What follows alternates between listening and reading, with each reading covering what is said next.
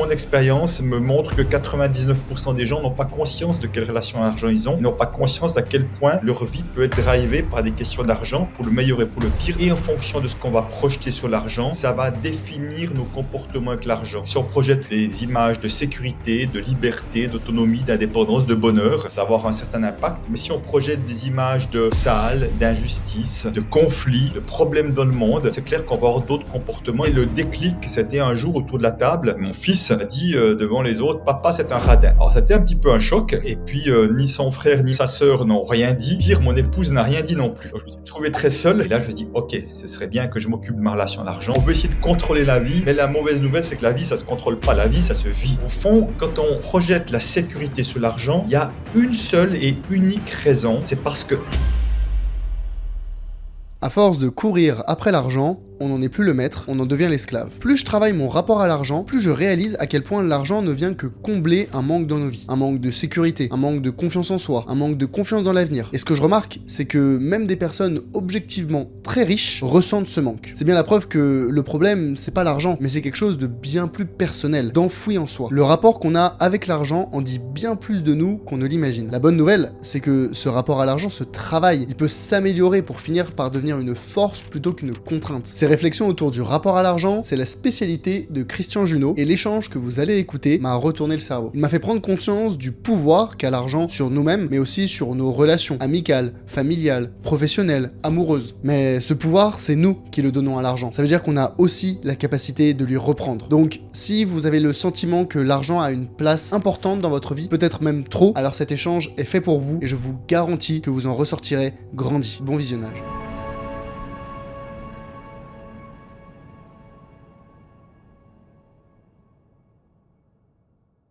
Christian, bienvenue sur le Grand Bain. merci Charles pour ton invitation, ça me fait très plaisir d'être avec toi. Ben, c'est moi qui te remercie parce que j'ai l'habitude d'inviter des experts de l'investissement, des gérants de fonds, des investisseurs professionnels. Là, aujourd'hui, j'ai envie d'avoir une approche un petit peu plus humaine, un petit peu plus psychologique sur l'argent, peut-être un peu l'investissement, les finances personnelles. Et pourquoi je t'ai invité? Parce que tu es un peu l'expert francophone de la relation à l'argent. Tu es économiste de formation, tu as été banquier, tu as été conseiller en investissement, tu as écrit 3 livres, coécrits et écrit 3 livres, dont Ce que l'argent dit de vous. Tu as fait plein de choses qui, moi, m'ont passionné, et je pense que tu as beaucoup à apporter à mon audience, là où on a l'habitude de penser à demain, à comment exploiter efficacement son argent à l'heure actuelle. On en oublie, on se détache finalement de, quel est le rapport qu'on a à l'intérieur de nous-mêmes Mhm. avec l'argent, et je pense que c'est ce qui finalement est peut-être plus important sur le long terme, en termes d'épanouissement personnel. Et moi, c'est ce que je dis souvent, hein, l'argent, ça doit être un outil au service de son épanouissement. Donc voilà pourquoi j'ai voulu t'inviter sur le podcast. Peut-être pour celles et ceux qui ne te connaissent pas bien, est-ce que tu peux en quelques mots te présenter brièvement et nous dire pourquoi ceux qui vont nous écouter, ceux qui ont commencé à écouter cette conversation, devraient rester jusqu'au bout. D'accord.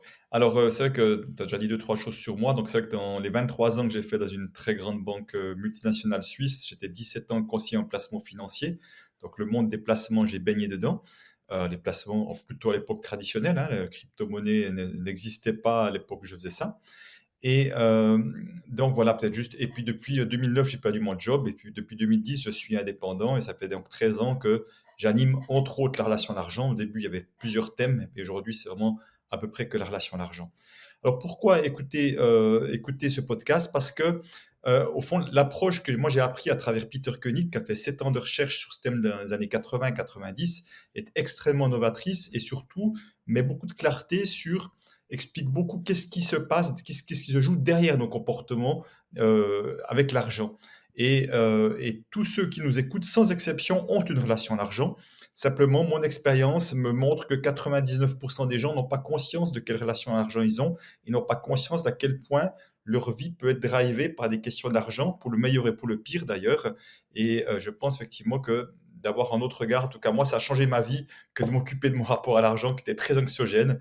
Et je pense que ça vaut la peine en tout cas de s'y intéresser, surtout si on s'intéresse au placement, d'aller voir ce qui se joue derrière.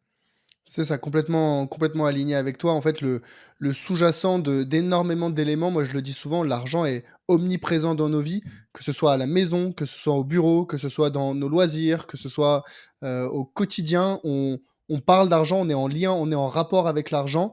Et comprendre ce rapport pour le maîtriser et pour l'exploiter à notre avantage dans le sens de l'épanouissement et du bonheur personnel, c'est une pratique, c'est de la théorie, c'est de l'expérience et je pense que tu as beaucoup, à apporter sur ce sujet. Tu as parlé d'un monsieur juste avant, et ça m'intéresserait que tu expliques un peu c'est son profil et pourquoi est-ce que, Peter Koenig, a inspiré beaucoup de tes enseignements que tu partages aujourd'hui? Oui, donc Peter Koenig est un Anglais qui vit à Zurich depuis de nombreuses années. Il est économiste de formation aussi. Il a travaillé beaucoup dans le business, il a fait de l'investissement immobilier, dans le consulting. Et lui a été effectivement assez frappé, surtout dans le consulting, en voyant des dirigeants, de voir que les histoires d'argent enfin, pesaient beaucoup, et puis qu'un certain nombre d'entre eux auraient bien fait autre chose s'il n'y avait pas eu les questions d'argent.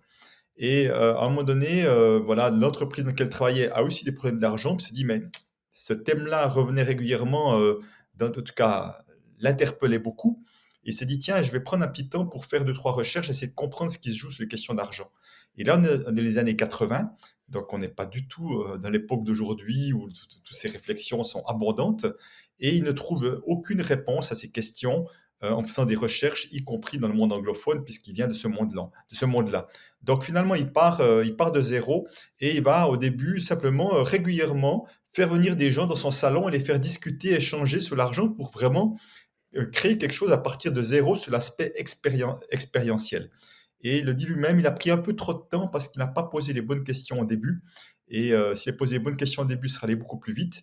Et tout ça fait qu'il a créé effectivement des processus également de transformation, de libération, parce qu'il a amené déjà de la conscience et de la compréhension, mais après la transformation, c'est encore mieux. Donc une partie de ce que je fais aujourd'hui vient entièrement de ce qu'il a fait. Moi, j'ai amené d'autres approches encore que j'ai moi-même appris de mon côté, entre autres tout l'aspect systémique. Je me suis beaucoup intéressé à l'approche systémique qui est autant transgénérationnelle, mais aussi systémique, ça peut être aussi au niveau du travail également. Dès le moment où il y a un groupe de personnes, on forme un système, à partir de deux déjà, et de voir ce qui se joue également là derrière, parce que, effectivement, tu l'as dit, les questions d'argent, c'est autant dans le couple, en famille qu'au travail, c'est partout. OK, très clair et donc peut-être, c'est un exercice un peu difficile. Si tu devais, synthétiser en quelques mots, en quelques phrases, la pensée, l'objectif des enseignements de Peter Koenig, ce serait quoi? Alors Peter Koenig a vraiment mis en avant, pour moi, c'est le premier que j'ai le seul que j'avais vu à l'époque, mettre ça en avant, c'est de dire: «L'argent est comme un médium neutre sur lequel chacun va y projeter ses propres images». Moi, je dis comme un écran blanc de cinéma, c'est pas de la même chose, où sur lequel chacun va projeter ses propres images et en fonction de ce qu'on va projeter sur l'argent, ça va définir nos comportements avec l'argent. C'est-à-dire que si on projette des images de sécurité, de liberté, d'autonomie, d'indépendance, de bonheur, ça va avoir un certain impact. Mais si on projette des images de sales, d'injustice, de conflits, de problèmes dans le monde, en parlant d'argent, c'est clair qu'on va avoir d'autres comportements et certains vont projeter des images de l'un ou de l'autre. Donc, autrement dit, lui il a vraiment mis en avant que le moteur de nos comportements avec l'argent était les projections qu'on avait sur l'argent et pas l'argent lui-même. Mmh mh, mmh. Très clair et qu'est-ce qui fait qu'on projette, du positif ou du négatif ou des inquiétudes ou du bonheur sur, cet écran blanc? Alors, vaste question, effectivement. Il y a différentes choses. Ça peut soit venir de son propre vécu, parce que ce qui est assez fascinant, c'est de voir que dans une même famille, on peut avoir des comportements complètement différents que l'argent. Moi, j'ai un Mmh. frère qui avait enfin, 2 ans de plus que moi, parce qu'il est, je dis avait, il est décédé maintenant. Mais lui, effectivement, était un gars qui avait jamais d'argent, qui était dans les chiffres rouges et tout. Alors que moi, dès gamin, j'économisais mon argent de poche, alors que lui, dès gamin, il grillait tout, tu vois. Alors pourtant, on avait les mêmes parents, on avait la même vision, etc. Donc on avait déjà un fonctionnement extrêmement différent. Donc ça, je peux voir vraiment que chez moi, moi j'ai projeté sans le savoir pendant des dizaines d'années argent égale sécurité. Donc on reviendra Mmh. peut-être après pour dire qu'est-ce que ça signifiait ou quoi ça parlait de moi en l'occurrence. Donc j'économisais déjà mon argent de poche déjà, de manière un peu frileuse, pas trop dépensée surtout, un côté très raisonnable des gamins parce que je pense que moi, j'ai vécu beaucoup d'insécurité dans cette famille-là. Mon frère était vraiment le préféré, avait beaucoup de place. Moi, j'étais un petit peu le vient ensuite. En plus, j'aurais dû naître comme une fille, je suis né comme un garçon. Donc, il y avait un truc qui fait que je me suis pas senti en confiance et sécure dans cette famille-là, qui fait que même si c'est une famille tout à fait normale d'un point de vue extérieur, on peut se sentir très seul, même dans un milieu, dans un endroit où qui est très habité par les êtres humains. Je pense que c'est ce que j'ai vécu. Donc là, ça parle vraiment de mon vécu. Mais parfois, derrière tout ça, il y a aussi l'histoire familiale. C'est-à-dire que si je prends un exemple, s'il y a eu des gros conflits d'argent dans la famille, si certains vont associer argent égale source de conflit, ce n'est jamais un hasard. Soit ils ont été eux-mêmes témoins de parents qui se déchiraient pour des questions d'argent, peut-être un divorce qui se passe mal, une succession qui se passe mal, ou alors il y a eu des conflits d'argent, peut-être de manière récurrente dans la généalogie, et ils ont encodé argent égale conflit. Donc, autrement dit, si j'ai de l'argent, il y aura du conflit dans ma vie. Donc, autant ne pas avoir d'argent. Donc, c'est des gens qui vont garder l'argent à distance parce que et souvent, c'est inconscient, hein, si tu veux. Dans le inconscient, il y a argent égale, entre guillemets, problème, parce que conflit égale problème. Donc, donc, tout ça pour dire, ça peut dépendre et de la généalogie et de notre propre vécu, l'un et l'autre, l'un ou l'autre. Ouais, donc l'éducation, c'est vrai que c'est étonnant et je pense que beaucoup de familles, moi je le dis à titre personnel, moi je suis conseiller en investissement, financier aujourd'hui, j'ai un rapport à l'argent où je fais attention, j'aime bien économiser, j'aime bien épargner, j'aime bien investir, enfin voilà, l'argent a une place importante dans ma vie, parce que c'est quelque chose que j'apprécie et je trouve que c'est un outil malléable qui, lorsqu'il est bien utilisé, peut, ouvrir, beaucoup de portes, et de l'autre côté, j'ai ma sœur, alors, elle manque pas d'argent ou quoi que ce soit, mais elle est rien à voir. Elle est pilote de ligne. Elle est pilote de ligne chez Air France, donc elle gagne bien sa vie. Mais pour elle, l'argent, bon, c'est vraiment, c'est un support sur lequel, si elle devait projeter quelque chose, ce serait bah, un outil pour pouvoir aller faire ses randonnées, pour pouvoir aller faire ses activités en pleine montagne, mais rien de plus. Elle n'a pas du tout d'attrait particulier. Et donc c'est quand même étonnant que l'éducation, finalement, est-ce que le rapport à l'argent, il tient plus des traits de caractère personnels que véritablement de l'éducation? Parce qu'on voit que, tu vois, toi et ton frère ou bien ma sœur et moi, j'ai eu une éducation relativement similaire et pourtant, on a des rapports à l'argent très différents. Alors, je pense que ça tient quand même plus de l'éducation, de la place qu'on a dans la famille, et puis également de ce qui s'est joué pour les uns et les autres. Parce que si tu veux, je vois que dans des événements qu'on puisse passer dans la généalogie, côté des événements qui ont peut-être assez marquants, certains vont être complètement influencés par ça, puis d'autres, ça va comme pas les toucher. Mmh. Donc c'est pour ça que ça, c'est un peu mystérieux, mais c'est ce que je peux voir. Après, alors là, on entre dans quelque chose de beaucoup plus ésotérique, on n'y croit pas. Personnellement, c'est pas que j'y crois pas, mais c'est pas quelque chose que je travaille de mon côté. Certains vont dire, on est en train de régler des histoires d'anciennes vies, on a eu des histoires d'argent et qu'on vient réparer d'une manière ou d'une autre dans cette vie-là. Donc certains voient plus ça sous cet angle-là. Encore une fois, je ne dis pas que c'est pas vrai, je n'ai pas de certitude à cet endroit-là, mais c'est pas moi un terrain d'exploration que je fais dans mes ateliers. La généalogie et son histoire personnelle, c'est déjà un gros morceau et il y a déjà largement de quoi faire. Juste pour bien comprendre, tu dis, il y a une certaine pensée qui explique que notre rapport à l'argent actuel ou dans notre vie actuelle a été influencé par de potentielles vies précédentes, c'est Oui, ça? tout à fait. D'accord, OK, OK, OK. Bah, je savais pas Alors, et très bien, mais juste pour la petite histoire, alors je dis, encore une fois, c'est pas que j'ai beaucoup creusé, mais j'ai travaillé une fois avec quelqu'un qui travaillait sous d'anciennes vies et qui me connaissait absolument pas, qui voulait rien savoir de nous. Et elle me dit, ben voilà, il y a juste, en voyant, il y a juste trois histoires qui me viennent de trois vies différentes. Et dans deux de ces trois vies, il y avait des gros problèmes d'argent. Donc elle savait absolument pas qui j'étais, ce que je faisais. Et ça m'a interpellé, quand même, cette histoire-là, de dire, tiens, alors, encore une fois, hein, j'ai aucune certitude et je dis pas que s'il faut le faire, il faut pas le faire, je ne rejette rien. Je ne dis pas c'est ça, mais voilà, je dis pourquoi pas. Mais en même temps, ce que je tiens à dire, c'est que pour moi, on peut vraiment assainir sa relation à l'argent sans s'occuper des anciennes vies. Pour moi, c'est clair. bien sûr, bien sûr. Et justement, alors dans ce cas-là, pourquoi, après, tu vois, ton parcours et en banque, en conseil en investissement, donc tu as perdu ton emploi, j'ai bien compris.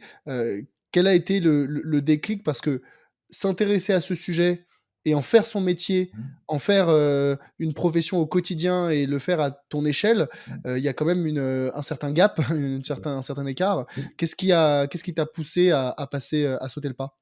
Alors, il y a plusieurs choses. La première, c'est que moi, j'étais déjà un banquier un peu atypique, dans le sens que je donnais extrêmement d'importance dans la qualité de la relation, le conseil, plus que le côté technique du placement, si tu veux. Des fois, avec le recul, je dis j'étais un peu un banquier psy, dans le sens que les gens venaient beaucoup vers moi, venaient déverser leurs problèmes familiaux, leurs Mmh. trucs, et j'adorais ça, hein. Donc, si Mmh. tu veux, ils sentaient qu'il y avait un espace de confiance chez moi où ils osaient se parler de ce nombre de choses. Et puis, donc c'est une première chose. Donc, j'avais ce côté l'intérêt à l'humain vraiment tout à fait particulier. Et quand on me disait que je n'étais pas un banquier comme les autres, ça me faisait très plaisir, parce que je ne me sentais pas toujours très bien dans ce milieu-là, en termes de valeurs et tout ça. La deuxième chose, c'est que j'ai, à partir de 10 ans avant que je quitte la banque, 99, j'ai commencé à m'intéresser, je mets des guillemets sur le mot développement personnel, parce que c'est un mot qui veut tout et rien dire, mais autrement dit, Mmh. je me suis intéressé au fonctionnement de l'être humain, surtout pour moi déjà, pour un peu mieux comprendre comment je fonctionnais et quels étaient mes blocages, mes peurs, etc. Et j'ai fait donc énormément, j'ai fait des centaines de jours de cours, de formation. Même à l'époque, j'étais banquier, donc j'étais déjà aussi, encore une fois, un banquier assez atypique à cet endroit-là. Et puis, j'avais, malgré tout, j'avais d'énormes peurs de manquer. Donc moi, j'étais un économe, hein, ça s'appelle un écureuil dans mon jargon, qui économisait, mais sans voir que j'économisais à partir de la peur. J'avais une grosse peur de manquer. C'est important de savoir que la peur de manquer, c'est très largement la problématique numéro une dès qu'il s'agit d'argent. Et ça touche autant des multimillionnaires, hein, des gens très riches, que des gens désargentés. Donc ça n'a absolument rien de rationnel, mais il y a des comportements qui sont vraiment étonnants de la part de gens qui ont énormément d'argent et qui pourtant ont peur de manquer. Donc on voit bien que ce n'est pas une question d'argent, la peur de manquer, ça parle d'autre chose. Peut-être qu'on aura l'occasion de développer ça derrière. Donc moi j'avais de grosses peurs de manquer, mais j'étais absolument pas conscient de ça. Et le déclic, c'était un jour autour de la table, j'ai 3 enfants, et un de mes enfants, celui du milieu, mon fils, a dit devant les autres, papa c'est un radin. Alors, c'était un petit peu un choc. Et puis, ni son frère ni sa sœur n'ont rien dit. Et pire, mon épouse n'a rien dit non plus. Donc, je me suis Waouh! trouvé très seul à ce moment-là. Waouh!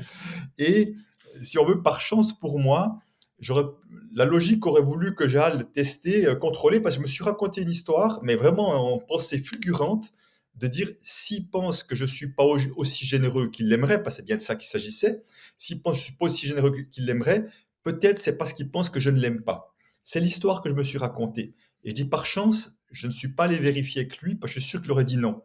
Mais le fait de ne pas avoir vérifié et d'avoir cru ça, ça m'a fait tellement mal que je me suis dit, ah, là, il faut vraiment que je m'occupe de ça.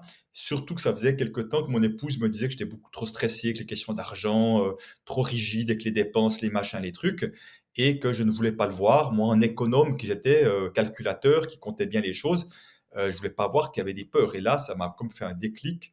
Et là, je me suis dit, OK, ce serait bien que je m'occupe de ma relation à l'argent. Et il y a un adage qui dit, quand l'élève est prêt, le maître arrive. Et peu de temps après, j'ai découvert Peter Koenig et je suis devenu son organisateur d'ateliers en Suisse francophone. Et j'ai suivi tous les ateliers que j'ai organisés pour lui. J'en ai organisé 7 ateliers de 2 jours. Je les ai tous suivis. Je trouvais fascinant ce qui s'y passait et sa méthode qu'il avait créée. Et sans le savoir, j'étais en train de créer mon prochain métier en faisant ça, parce que ce n'était pas du tout le but, c'était juste pour moi et de comprendre. Et effectivement, entre-temps, le dernier atelier était en mars 2010, et en 2009, je me suis fait licencier suite à la fameuse crise des subprimes. Et là, j'ai décidé que j'en allais faire plus que ce que j'aimais, soit accompagner les êtres humains. Mais si j'ai pu le faire, c'est que entre 2006 et 2009, j'avais vraiment pu grandement transformer ma peur de manquer. Et là, j'avais zéro contrat, j'étais dans l'inconnu. Alors, j'avais bien quelques réserves, mais j'étais dans une confiance vraiment tranquille et sereine que ça allait marcher, mon truc là, même si mon succès d'aujourd'hui est largement au-dessus de ce que j'aurais imaginé à l'époque. Mmh. Ouais, très clair. C'est quand même un épisode de vie marquant, je pense, ce qui t'est arrivé, ce que tu as raconté avec, tes enfants. Je peux parfaitement comprendre que ça, heu, brise certaines croyances, certaines idées reçues que tu pouvais avoir sur ce que pensent, les proches autour de soi, et c'est vrai que la peur de manquer, ça ne m'étonne pas que ce soit le sujet ou un des sujets principaux, dont tu parles et sur lequel on te pose des questions. Mais là où je suis plus étonné, c'est quand tu dis que, c'est aussi un sujet qui touche tout autant les gros patrimoines, les riches, que, ceux qui sont, moins aisés. Comment expliquer ça? Comment est-ce que des personnes qui ont des millions sur leur compte en banque justifient cette peur de manquer? Alors eux la justifient pas, parce qu'ils en sont pas forcément conscients, encore une fois, hein. Moi, je le voyais très bien dans le côté irrationnel. Tu as des gens qui dorment plus la nuit dès que la bourse baisse un peu, alors qu'ils ont plus cassé, tu vois? Donc je voyais bien que d'un coup, il y a aucune raison d'être dans un stress. Si ta fortune passe de 8 millions à 7 millions 7, il n'y a pas danger, tu vois. Mais Mmh. c'était comme s'il y avait vraiment un danger pour eux, tu vois. Donc, c'est pour ça que je voyais vraiment ces comportements irrationnels, mais je ne pouvais pas les décrire, si tu veux. Et après coup, c'est après coup que j'ai compris, parce que si tu veux, moi j'ai beaucoup observé de comportements très irrationnels avec l'argent quand j'étais banquier. Tu as des successions, on s'entre-déchire alors qu'il y en a largement assez pour tout le monde. Des gens qui passent un temps fou à récupérer quelques euros de frais alors qu'ils ont largement assez d'argent et puis peut-être ils auraient une meilleure utilisation de leur temps à faire. Enfin, tu vois, ce genre de comportement qu'on peut tous voir d'une manière ou d'une autre. Je crois que ça te parle d'une manière ou d'une autre. Donc, à un moment donné, ça parle bien de nos comportements avec l'argent. Et là où j'ai compris, puisque moi-même, hein, à l'époque, j'étais pas conscient que j'ai peur de manquer. Tu sais, c'est plus facile d'aller voir ça chez les autres que d'aller le voir et le reconnaître chez soi, en quelque sorte. Mais au fond, il y a le même problème, c'est que les personnes qui sont là-dedans, ils ont, comme moi, ils ont projeté, rappelle-toi, l'écran de cinéma, ils ont projeté leur sécurité sur l'argent. Autrement dit, on va créer une croyance inconsciente qui est ma sécurité dépend de ce que j'ai comme économie sur mon compte en banque.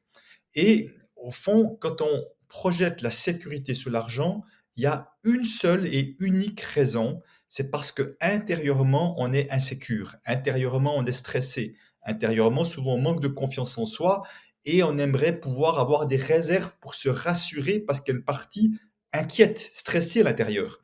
Si j'étais pas inquiet et stressé, j'aurais aucune raison de chercher ma sécurité à l'extérieur puisqu'elle existe à l'intérieur. Tu Mmh. vois? Donc, quand il y a cette sorte d'insécurité intérieure, donc vite stressé, vite inquiet, et qui est souvent lié avec un manque de confiance en soi, voire d'estime de soi, à un moment donné, on va chercher un remède à l'extérieur et souvent, c'est l'argent. Donc, moi-même, j'ai couru après l'argent en essayant d'épargner. Puis, comme en économisant, ben, j'étais toujours stressé quand je faisais mes comptes. Je voyais bien que j'avais le nœud à l'estomac, j'étais rigide des fois avec des questions de dépenses. Donc, je disais, avec un peu plus, ça ira mieux, un peu plus, ça ira mieux. Mais ça changeait absolument rien. Ça allait mieux juste un petit moment que je recevais mon bonus, qui était comme de quelques dizaines de milliers d'euros à l'année. Donc ça me rassurait. Puis très vite, ça reprenait le dessus. Et si tu veux, c'est là que j'ai vu que même les millions ne suffisent pas. Donc ça signifie bien qu'à un moment donné, il n'y aura jamais assez de millions pour rassurer l'intérieur. Parce qu'en fait, vraiment le grand, grand piège de ça, c'est quoi? C'est qu'on cherche une solution à l'extérieur pour un problème intérieur. Tu vois? Mmh. Et ça ne marchera jamais parce que c'est pas, ce qui a changé, c'est à l'intérieur de nous, c'est pas à l'extérieur. Et là, c'est Ouais. le grand leurre, c'est le grand piège, de chercher à vouloir être à fond dans la prévoyance pour se rassurer. Parce qu'au fond, dès que ça se passe pas comme on veut, dès que les taux, baissent ou je ne sais pas quoi, ou les actions baissent, comme nos plans, fonctionnent pas et on recrée du stress. Non, les placements, c'est très bien, mais si les placements sont source de stress, ça montre bien qu'il y a quelque chose à aller changer à l'intérieur. Ouais. Mais donc rationnellement, est-ce que toi maintenant avec le recul que tu as aujourd'hui, est-ce que tu regarderais ton toi d'hier, celui qui était à la table, avec tes enfants, est-ce que tu le qualifierais de radin ou est-ce que c'est uniquement une question de projection encore une fois?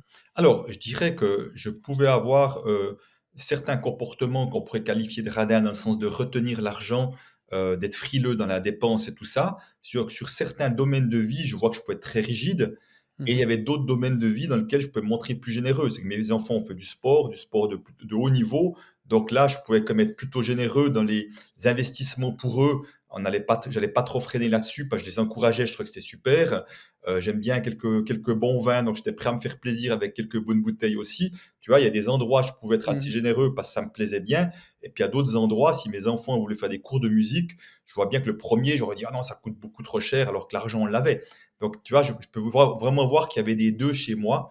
Il y avait vraiment un côté radin, puis il y avait un côté qui pouvait être généreux. Mais le généreux avec moi-même, si je suis honnête, non. C'est-à-dire que j'allais jamais m'acheter des habits de marque chère et tout. C'est comme si moi, je méritais pas, je pensais pas avoir de la valeur pour mériter ça. J'avais tendance Mmh. à m'acheter des trucs bon marché pour moi, qui parlaient assez de mon rapport de moi à moi aussi.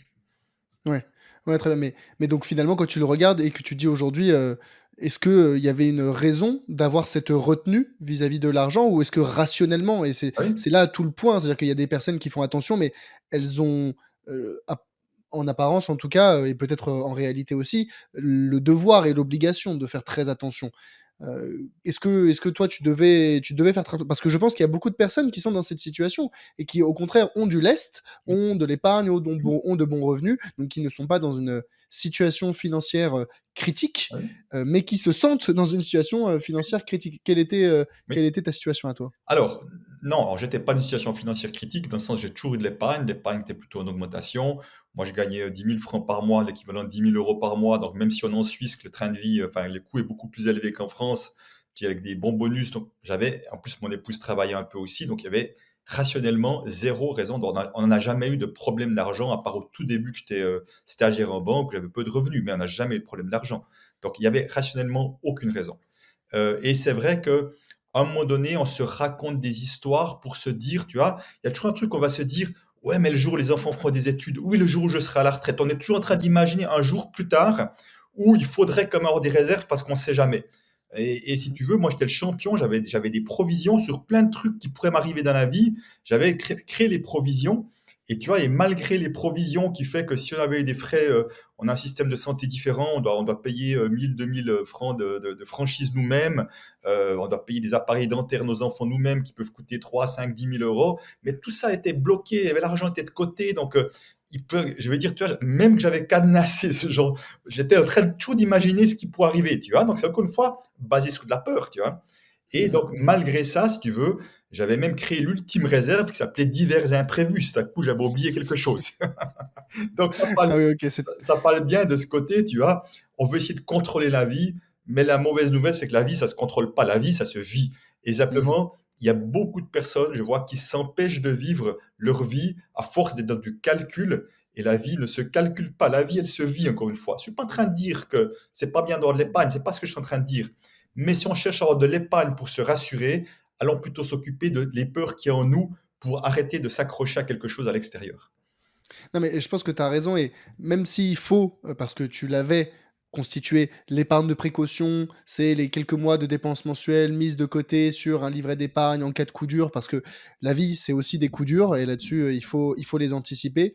Mais à trop prévoir, moi, tu vois, j'ai des clients que j'accompagne en gestion de patrimoine ou conseil en investissement, qui gagnent des centaines de milliers d'euros par an, qui n'ont quasiment aucune dette, qui n'ont pas de prêts, qui n'ont pas d'enfants, qui ont une situation financière plus que stable et confortable, et qui pourtant ont besoin et qui ne sont pas très dépensiers, Mm. et qui pourtant ont besoin de dizaines et de dizaines de milliers d'euros d'épargne, parce que, bah, au cas où, quoi. Au cas où, on sait jamais, mais quoi, mais qu'est-ce que si, et si jamais demain je veux faire ci ou je veux faire ça, et en fait, à vouloir surcontrôler ses finances, son argent, je pense que c'est son argent et ses finances qui finissent par nous contrôler, et on en devient l'esclave, hein. On dit souvent, l'argent est un très bon esclave, mais un très mauvais maître. Mm. Bah, je pense que c'est extrêmement vrai, et il y a besoin de prendre du recul dessus. Et tu le disais, il y a des personnes qui vont aller passer 1 heure et demie au téléphone pour récupérer un remboursement de 4,50 €.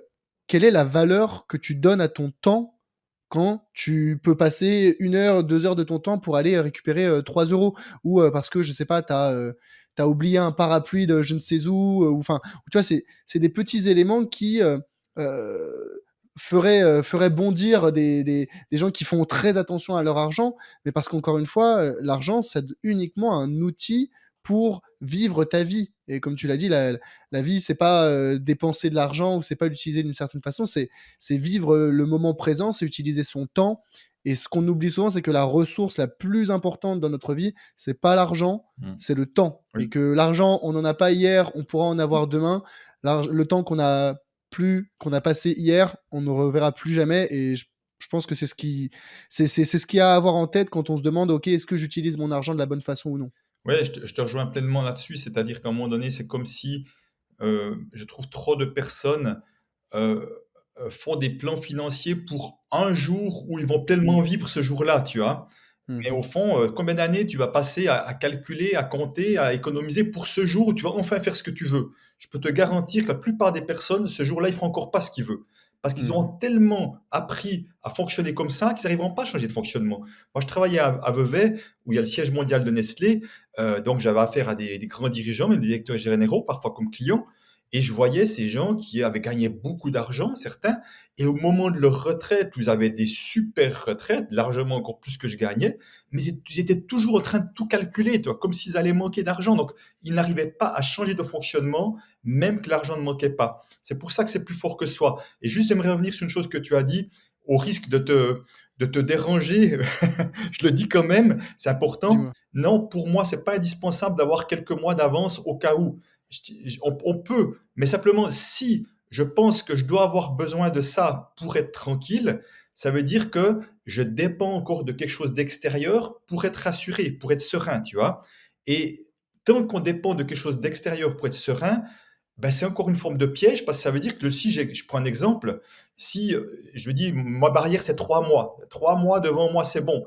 C'est-à-dire que le jour où j'ai 2 mois et demi, je commence à être stressé alors que je n'ai pas de problème d'argent. J'ai un problème parce que je me suis raconté une histoire qu'avoir 3 mois c'est important et j'ai pas 3 mois et ça génère du stress. Mhm. Et in fine, je dis bien in fine, idéalement, dans l'objectif final d'une relation à l'argent saine, c'est comment je peux être serein avec l'argent, que j'ai d'argent ou que j'ai pas d'argent. Ça, c'est le Mhm, but mhm, final. Et tu mhm, mhm. vois, ça montre un chemin à faire et je dis pas que c'est facile. Mais à un moment donné, moi je vois des personnes, dans les ateliers, c'est fascinant, mais qui ont zéro économie et qui sont d'une tranquillité d'esprit absolue parce qu'ils savent que de toute façon, ils trouveront des solutions, qu'ils ont des systèmes D, et puis que finalement, ben, s'ils doivent prêter, emprunter, ben, ils vont emprunter, c'est pas plus grave. Enfin, ils ont une sorte de tranquillité d'esprit parce que ils savent qu'ils auront des solutions. Et, Mhm. et je ne dis pas que c'est juste ou pas, mais simplement la tranquillité d'esprit, dans l'idéal, elle doit dépendre de rien d'extérieur. Autrement, je Mhm. suis dépendant de la chose extérieure. C'est comme si je disais, tu vois, mon bonheur dépend de mon épouse, de comment elle se comporte, de ci ou de ça. Je suis dépendant de elle. Et ça veut dire que je vais m'accrocher à mon épouse parce que sans elle, j'ai l'impression que je suis foutu, que je suis un gars Mhm. qui peut pas être heureux. C'est un peu le même piège. Non, je sais Ouais. que peux être heureux avec elle, et je sais que je pourrais être heureux sans elle aussi, même si ma préférence c'est d'être avec elle aujourd'hui. J'entends, j'entends, j'entends. Après, c'est presque une réflexion, une posture stoïque que tu proposes en disant: Ah «Ce qui oui, ne dépend pas de moi, ce ne doit pas m'affecter émotionnellement, physiquement».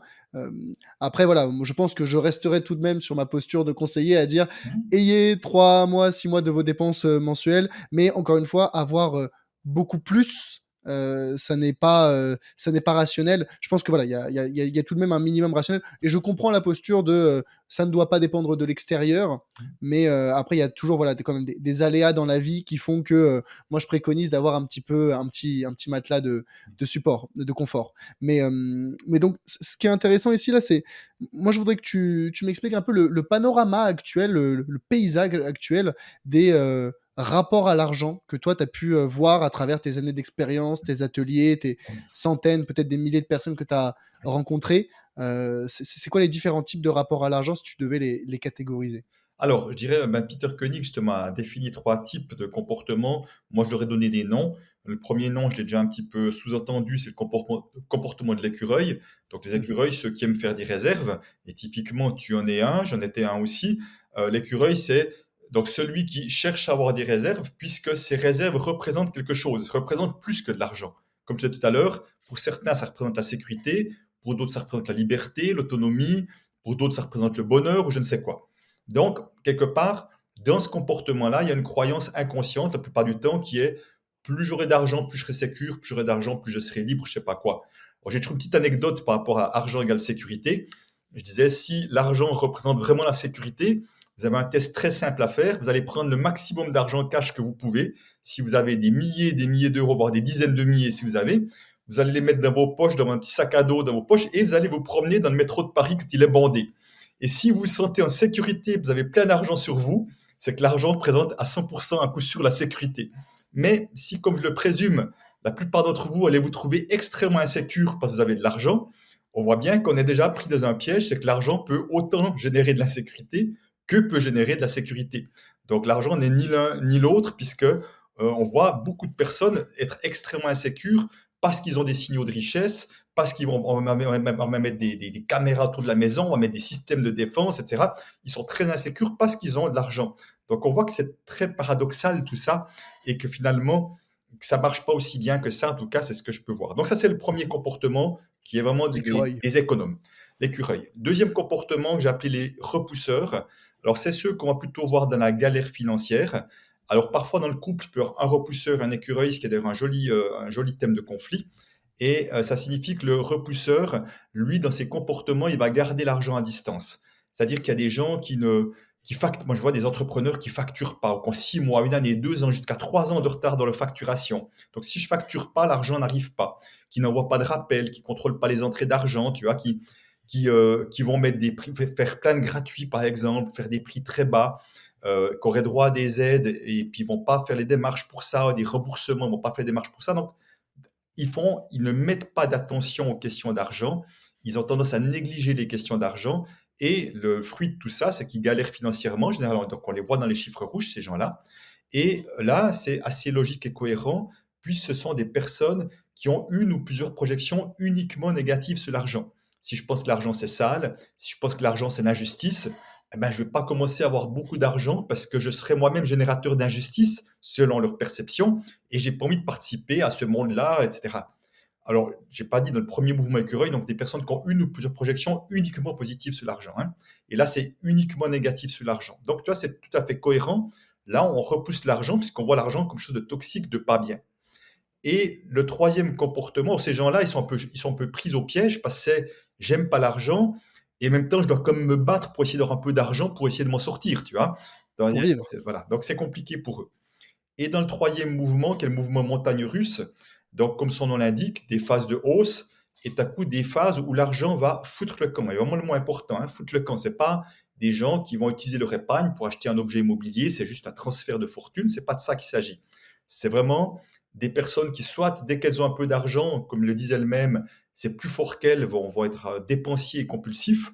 Donc, vont à coup claquer leur argent un peu n'importe comment, ils le disent, hein, n'importe comment. Mais il y a aussi ceux qui vont faire des faillites, c'est le cas de mon père, a fait 2 faillites, mon frère en a fait 3, donc tu vois, tu as une phase de hausse, tu as coup la faillite, tu retombes à zéro. Il y a des personnes qui vont avoir un accident de vie et autres, ou un divorce qui se passe mal, et on retombe à zéro.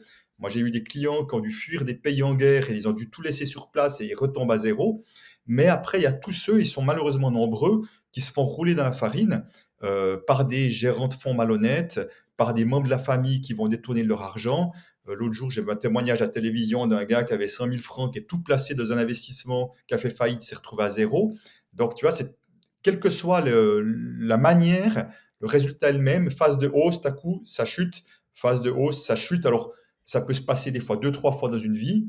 Et il y a des gens pour qui ça se passe beaucoup plus souvent parce que dès qu'ils ont un petit peu d'argent, soit il leur arrive un coup dur, ça arrive aussi. Il arrive un coup dur, la maison, le machin, puis l'argent fout le camp pour une raison qui n'est pas volontaire, tu vois, un peu il faut, je dois. Mais les résultats eux-mêmes, on se retrouve à zéro. Donc ça, dans les montagnes russes, ce sont des gens qui ont au moins une projection positive.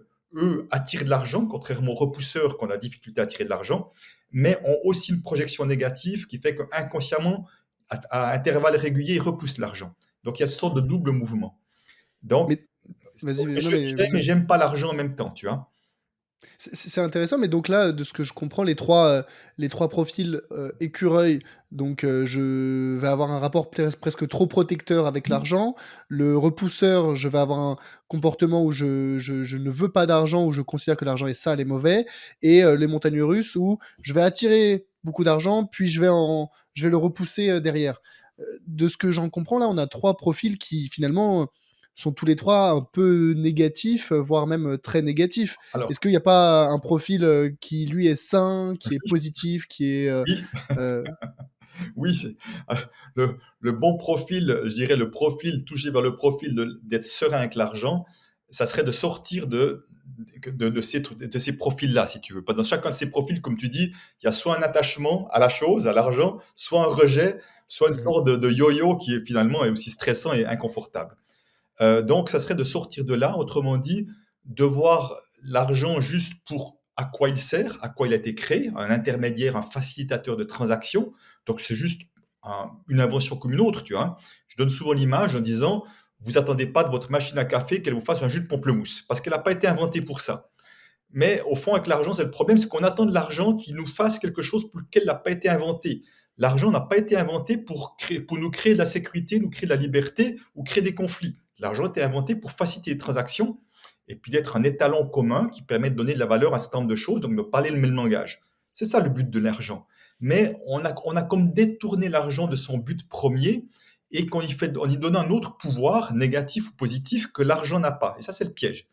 Donc, dès le moment, si tu veux, où on sort de ces relations à l'argent, l'image que je donne, c'est de dire, Finalement, comme je disais tout à l'heure, l'idée c'est d'être serein avec l'argent, quelle que soit ma situation financière. Et il s'avérerait qu'il y a des périodes, c'est mon cas actuellement, où j'ai un certain succès. Et la conséquence, mais c'est le mot important, la conséquence, c'est que je gagne, j'attire plus d'argent à moi que je n'en dépense. La conséquence, c'est que j'ai de l'épargne. Mais c'est pas un but en soi. Avant, c'était un but en soi d'avoir de l'épargne parce que j'avais la peur.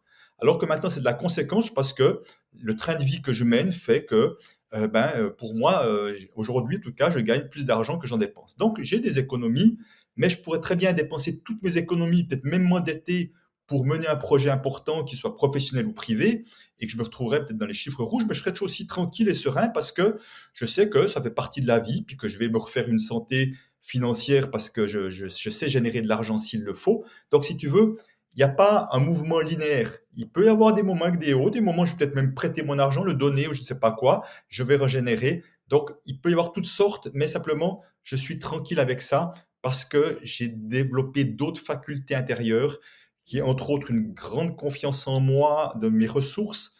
Mais moi, j'appelle ça une confiance en la vie, confiance en plus grand que moi. C'est une confiance, j'appelle comme cellulaire, qui fait que moi, je sais aujourd'hui que quoi qu'il m'arrive, je trouverai ou les ressources en moi ou les ressources autour de moi pour faire face aux situations qui se présentent. Et même si aujourd'hui je ne sais pas ce que c'est, donc c'est à dire que là, quand on est là-dedans, on est beaucoup plus dans le moment présent et pas penser anxieusement au futur parce que on est un morceau de vie après l'autre et arrivera ce qui arrivera. De toute façon, ce qui va arriver dans notre vie, on ne le sait pas. Donc, par définition. Donc, on peut se concentrer sur le présent et puis des moments, je dirais pas, des moments, il y en aura moins, puisque, etc. Puis voilà, tout est bien. Tu as fait tout ce travail, de A à Z déjà, de faire l'état des lieux, de quel est ton rapport à l'argent, comment est-ce qu'il peut évoluer, puis tu l'as fait progressivement évoluer et aujourd'hui, tu considères que l'argent est décorrélé presque de ton niveau de bonheur ou de tranquillité d'esprit.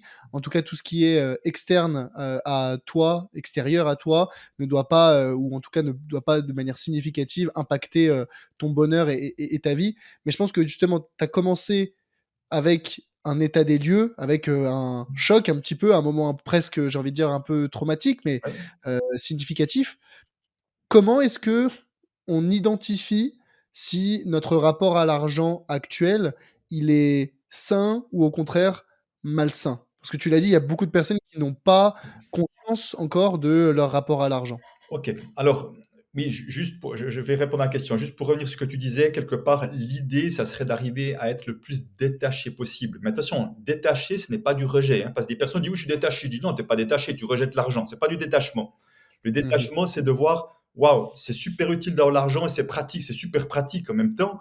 Et en même temps, je sais que mon bonheur ne dépend pas de mon niveau de compte en banque. C'est d'ailleurs une petite phrase qu'a mis l'éditeur derrière mon livre. Votre bonheur ne dépend pas de votre compte en banque. Et donc, ce serait vraiment ça, si tu veux, hein, l'idée. Et je tiens à dire, c'est un chemin, hein. Moi, je suis souvent là-dedans, et il y a des moments, les peurs me rattrapent, parce que coup, il y a X, Y truc. Simplement, la différence, c'est qu'aujourd'hui, je vois toujours plus vite quand les peurs viennent, je m'en occupe, et je suis de nouveau plus serein. Alors qu'avant, les peurs étaient le moteur de mes actions pendant une dizaine d'années sans que j'en sois conscient. C'est ça le problème.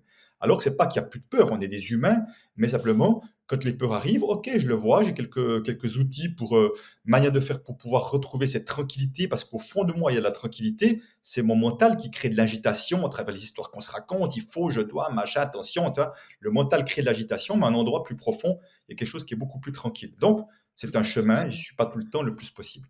C'est très bien, juste ça, je tiens à le redire, c'est vraiment bien ce que tu viens de dire, que c'est pas parce qu'on a fait le chemin une fois qu'on n'aura pas à le refaire une deuxième, Mais bien, puis une troisième. C'est une évolution constante parce que ta situation personnelle, professionnelle, financière évolue et avec elle, ton rapport à l'argent évolue aussi. Donc c'est un du développement, et une évolution personnelle, constante et toute sa vie. Et je te laisse, oui, reprendre. absolument. Et tu sais, moi, si je n'avais pas pris conscience de mon rapport à l'argent et je ne l'avais pas changé, je peux te garantir que je serais millionnaire aujourd'hui, mais un millionnaire stressé.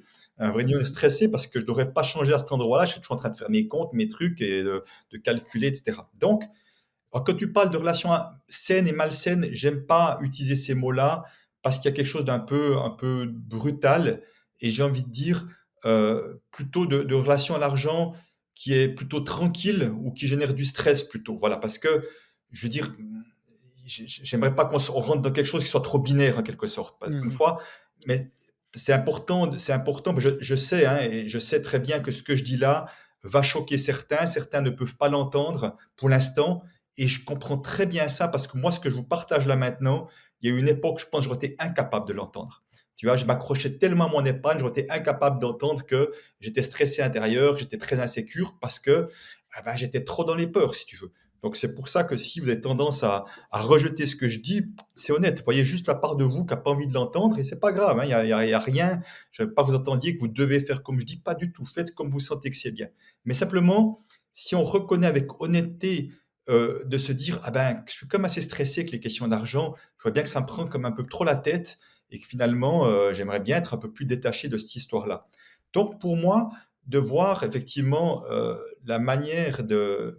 Je vais donner un exemple pour dire si ma relation à l'argent est plutôt tranquille ou pas.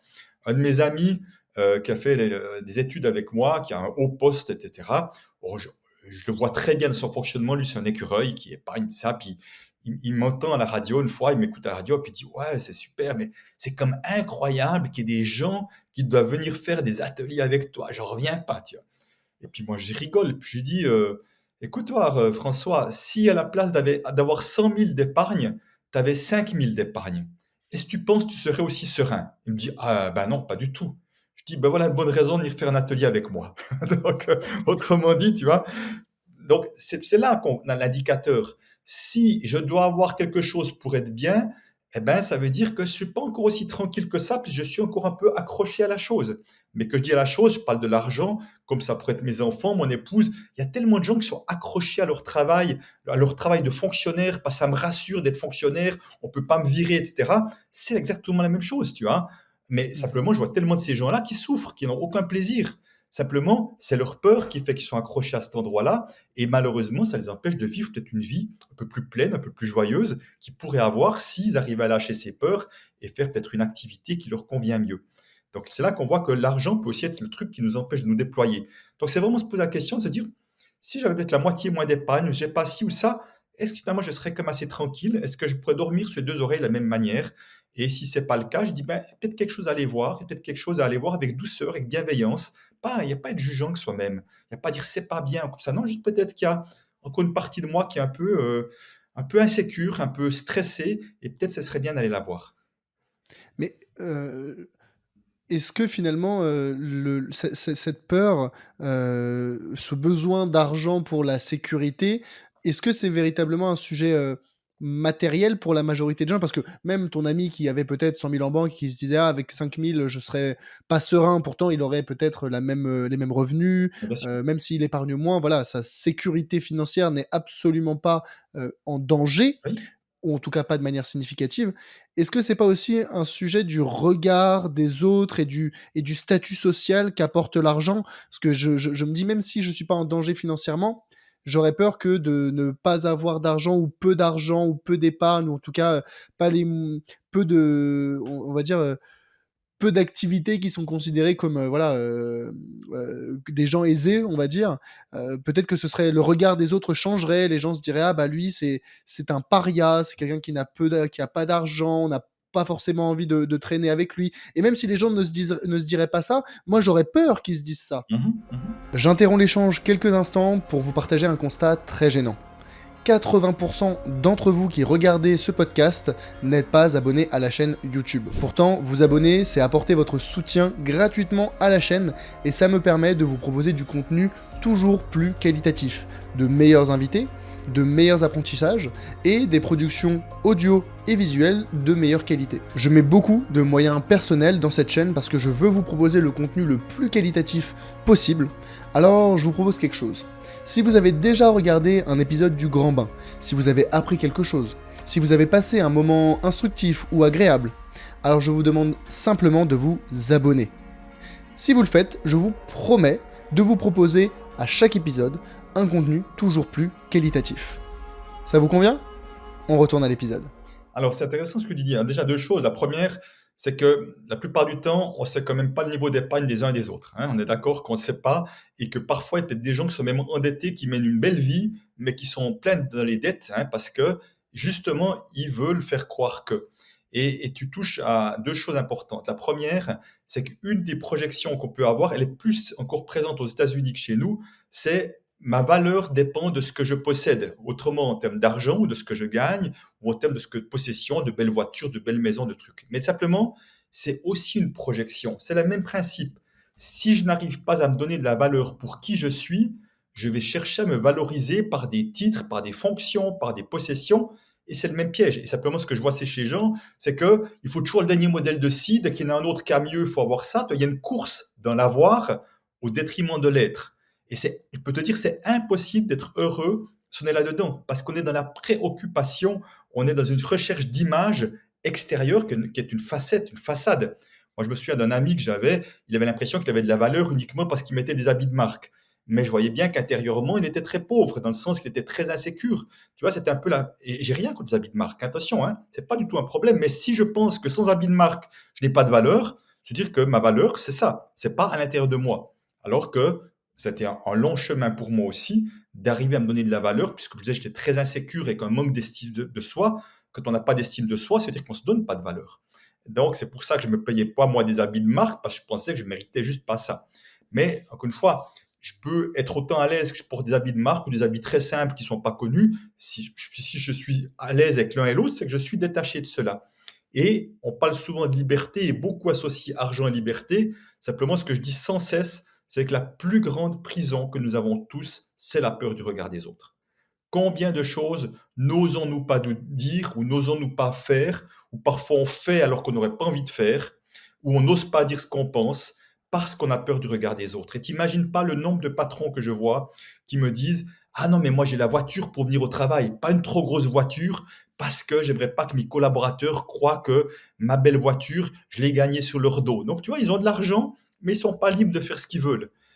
Et en France en particulier, il y a cette expression vivons heureux, vivons cachés, que j'entends souvent, qui fait que même quand on a des signaux de richesse, beaucoup le cachent et le disent, même en famille. Moi, j'ai sans arrêt des gens qui me disent on m'a toujours dit pas montrer aux gens si on a de l'argent, pas dire qu'on allait au club med de vacances, des trucs comme ça qui se racontent. Donc, tu vois, ces préoccupations du regard des autres, on n'est pas vraiment libre. Au fond, la vraie liberté, c'est comment je peux être qui je suis, me montrer tel que je veux me montrer, quel que soit ce que les gens pensent. Parce qu'effectivement, si les gens pensent que tu es quelqu'un de bien parce que tu as d'argent, tu es quelqu'un qui n'est pas bien parce que tu n'as pas d'argent, eh ben, moi, je suis un peu interpellé par leur manière. Parce que moi, j'aime voir des gens avec des grands cœurs, j'aime voir des gens qui sont généreux, qui sont joyeux de leur vie. Et on peut avoir de l'argent, être très joyeux et généreux, on peut pas avoir d'argent, être joyeux et généreux aussi. La générosité se montrera différemment qu'avec de l'argent. Mais au fond, si on m'apprécie pour des choses extérieures, se dire qu'on m'apprécie pas pour qui je suis.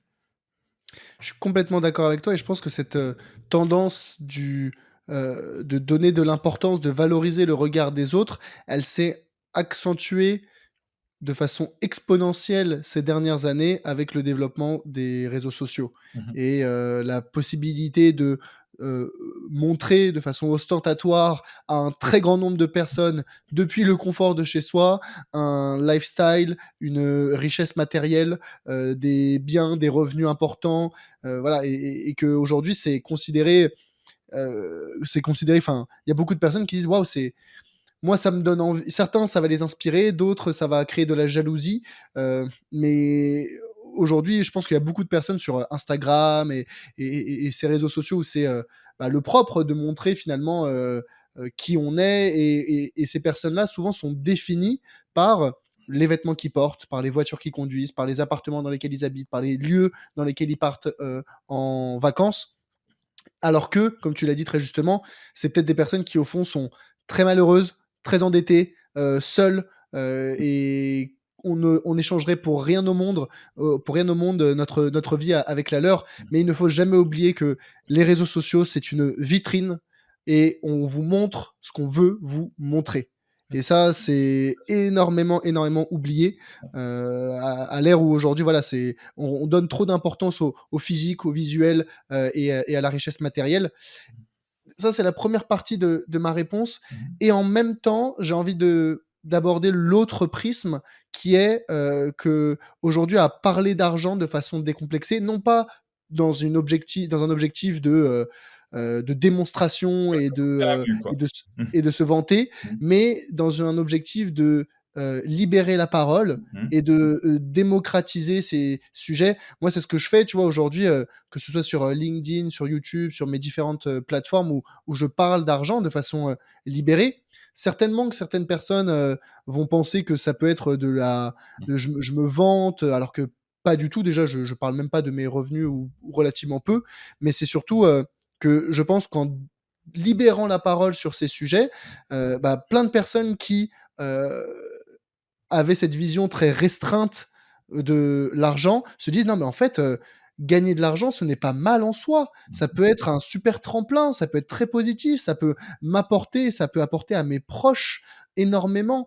Donc ne pas en dépendre, Mhm. comme tu le dis très justement, ne pas restreindre notre vision à un prisme matériel, mais le voir comme une, un accompagnant, une aide, quelque Mhm. chose qui nous accompagne, qui nous suit tout du long de notre vie et qui peut être un outil très utile et très efficace. Oui, mais je te rejoins pleinement et je te félicite vraiment de parler d'argent parce que c'est absolument nécessaire pour, j'ai inventé un mot pour détabouiser tout ça parce que, tu sais, moins on parle de la chose, plus ça prend de la place dans nos vies parce qu'on n'en parle pas, parce que justement, les gens gardent ça pour soi. T'imagines pas le nombre de personnes qui ont pas mal d'argent, qui sont pleines de peur et qui n'osent pas venir en atelier parce qu'ils ont honte de ça.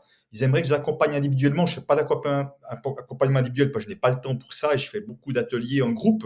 Et je dis au contraire que tu vas en parler en groupe, ça va faire du bien à tout le monde. Parce que les gens fantasment, ils croient que, et non, non, c'est pas aussi simple que ça.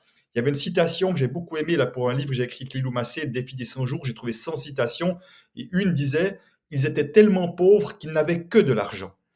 Et ça a Mm. tellement parlé de certains clients que j'avais qui contrôlaient tout, qui calculaient chaque bougie, chaque machin, chaque truc, et qui étaient complètement isolés des gens, parce que tu imagines, des gens qui sont tout le temps dans le calcul, c'est pas des gens très attrayants, c'est pas des gens très joyeux, c'est des gens préoccupés. Donc c'est vrai qu'ils avaient peut-être beaucoup d'argent, mais ils avaient une vie d'une pauvreté, ils avaient le cœur qui était coupé, tu vois. Donc c'est effectivement, c'est pour ça que c'est important de mettre de l'un et de l'autre. Donc vraiment bravo de parler d'argent, mais tu vois, on parle du regard des autres. Il y a pas longtemps, j'étais à la télévision suisse pour témoigner que j'ai perdu de l'argent dans un placement qui paraissait éthique. Et il s'avère que le dirigeant a détourné de l'argent. Mais je peux te dire que quand on a demandé des témoins, il y avait une partie de moi qui avait aucune envie de témoigner en disant, attends, le mec était conscient en placement, il est spécialiste de la relation à l'argent, et puis il vient dire qu'il a perdu quelques dizaines de milliers de francs dans ce placement-là.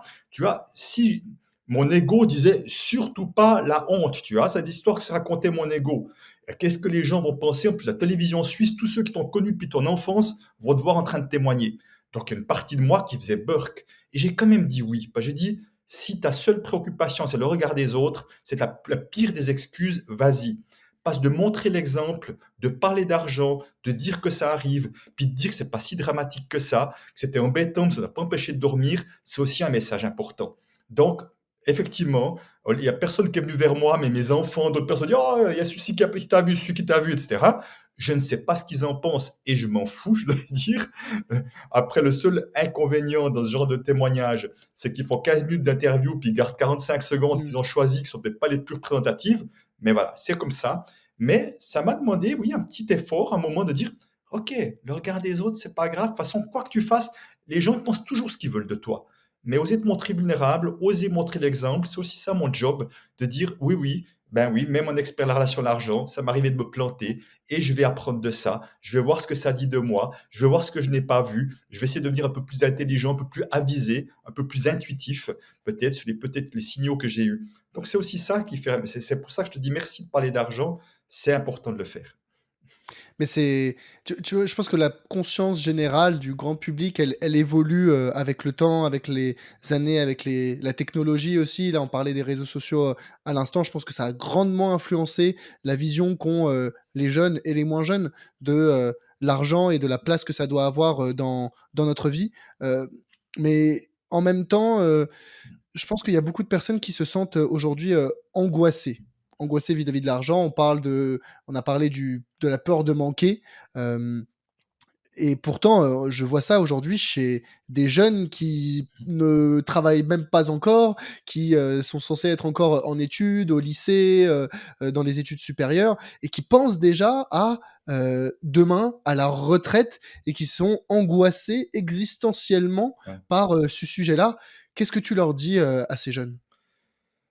Ouais, je sais, je vois des témoignages comme ça et ça m'attriste, hein, j'ai envie de dire, ça m'attriste parce que je trouve qu'il y a beaucoup trop de gens qui pensent uniquement à leur retraite et puis que c'est comme s'il y avait un sacerdoce à vivre jusqu'au moment de la retraite. Et c'est quand même intéressant de voir que, il y a un nombre de gens qui décèdent dans les 12 mois après la retraite qui est juste phénoménal, tellement ils ont tendu sur la corde et la corde pète à ce moment-là, donc ils profitent même jamais de tout ce qu'ils ont mis de côté. Ben, moi, j'ai envie de leur dire que la vie, c'est aujourd'hui. Et puis surtout, ben, je suis en train d'écrire un livre pour l'argent et les adolescents, parce que je pense que c'est important de partir sur des bonnes bases aussi. Et, et au fond, la priorité, parce que la priorité, ça doit être de faire un métier qu'on aime. Parce qu'on va faire des dizaines d'années dans un métier comme ça. Donc, on n'est pas venu sur Terre pour s'emmerder. On n'est pas venu sur Terre pour être stressé. On est venu sur Terre pour vivre pleinement sa vie et puis faire quelque chose qu'on aime. Parce que moi, j'ai une croyance très simple, c'est que plus on sera nombreux à faire ce qu'on aime, mieux notre société se portera. Et je crois qu'on est tous la même chose. On aime bien avoir affaire à des gens qui ont le sourire en face, qui sont passionnés par ce qu'ils font, enthousiastes, plutôt que des gens qui tirent la gueule. Donc, le meilleur moyen pour ça, c'est de faire ça. Simplement, c'est un choix parce qu'à un moment donné, et encore une fois, il n'y a pas de jugement, parce que j'étais là-dedans pendant longtemps, c'est que si mon argent est plus important que ma vie, ça veut dire que je ne me donne pas beaucoup d'importance. Tu vois, parce que, et quand je dis mon argent, évidemment, c'est ce que représente mon argent en l'occurrence, tu vois.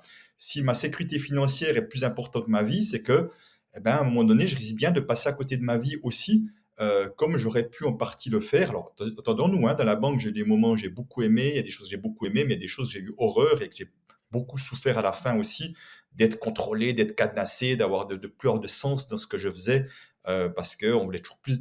J'étais vraiment dans le truc, tu vois, comme toutes les multinationales, à mon avis, qui est on fait de l'argent pour de l'argent, mais on n'est Mmh. pas là pour être au service du client en priorité et l'argent est la conséquence. Aujourd'hui, c'est clairement ça. Moi, je suis focalisé sur ma contribution, sur mon impact pour mes clients et l'argent devient la conséquence de ce que je fais.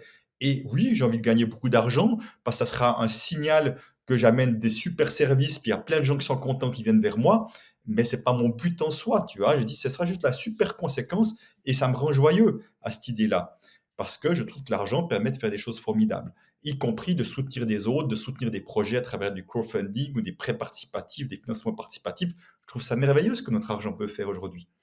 Voilà, je me suis un peu emballé, je ne sais plus quelle était la question de départ. Non, non, mais si, si, non, mais c'était clair. Ce que tu disais aux jeunes, ce que tu Oui, recommandes aux jeunes, c'est ça. enfin voilà. Mais là, tu as soulevé un point fondamental. Tu disais, oui, c'est en créant de la valeur, c'est en apportant autour de moi, c'est en contribuant à la société, en, en apportant voilà, mes connaissances, mes méthodes, mes conseils que je me rémunère finalement. Alors, t'es pas tu manges pas avec des merci, mais ça, c'est sous-estimer à quel point quand on donne beaucoup, on reçoit beaucoup. Ouais. Et ça, moi, je le vois à mon échelle avec la création de contenu. Tu vois, mon activité de conseiller en investissement et de gestion de patrimoine, je l'alimente, entre guillemets, avec ma création de contenu qui est gratuite. 95% de ce que je propose et de ce que je transmets et de ce que j'enseigne, c'est gratuit. Et en fait, les gens ne se rendent pas compte que c'est en donnant beaucoup que, l'on reçoit beaucoup et trop de personnes veulent, recevoir avant de donner ou bien ne donnent pas assez et attendent de recevoir beaucoup. Ouais. Non, ça marche pas comme ça. C'est vraiment il faut au début, donner progressivement. Je pense que tu vois, toi, tu es au début aussi, enfin, tu devais, avoir beaucoup de choses à transmettre et finalement, pas être énormément rémunéré sur ce Mmh. sujet-là, mais c'est venu avec le temps, avec, ton expertise, avec ta visibilité, avec le bouche à oreille et progressivement, c'est les intérêts composés, pour rester dans le thème de la finance, qui font leur petit bout de chemin. Et le premier point que tu avais mentionné, c'était sur l'importance de trouver un job qu'on aime. Mmh. Et ça, je tiens à le réitérer parce que quand avant de devenir conseiller en investissement, j'étais consultant dans un cabinet de conseil. Mmh. J'étais pas passionné par ce que je faisais. Je faisais des très gros horaires, beaucoup de pression, beaucoup de travail.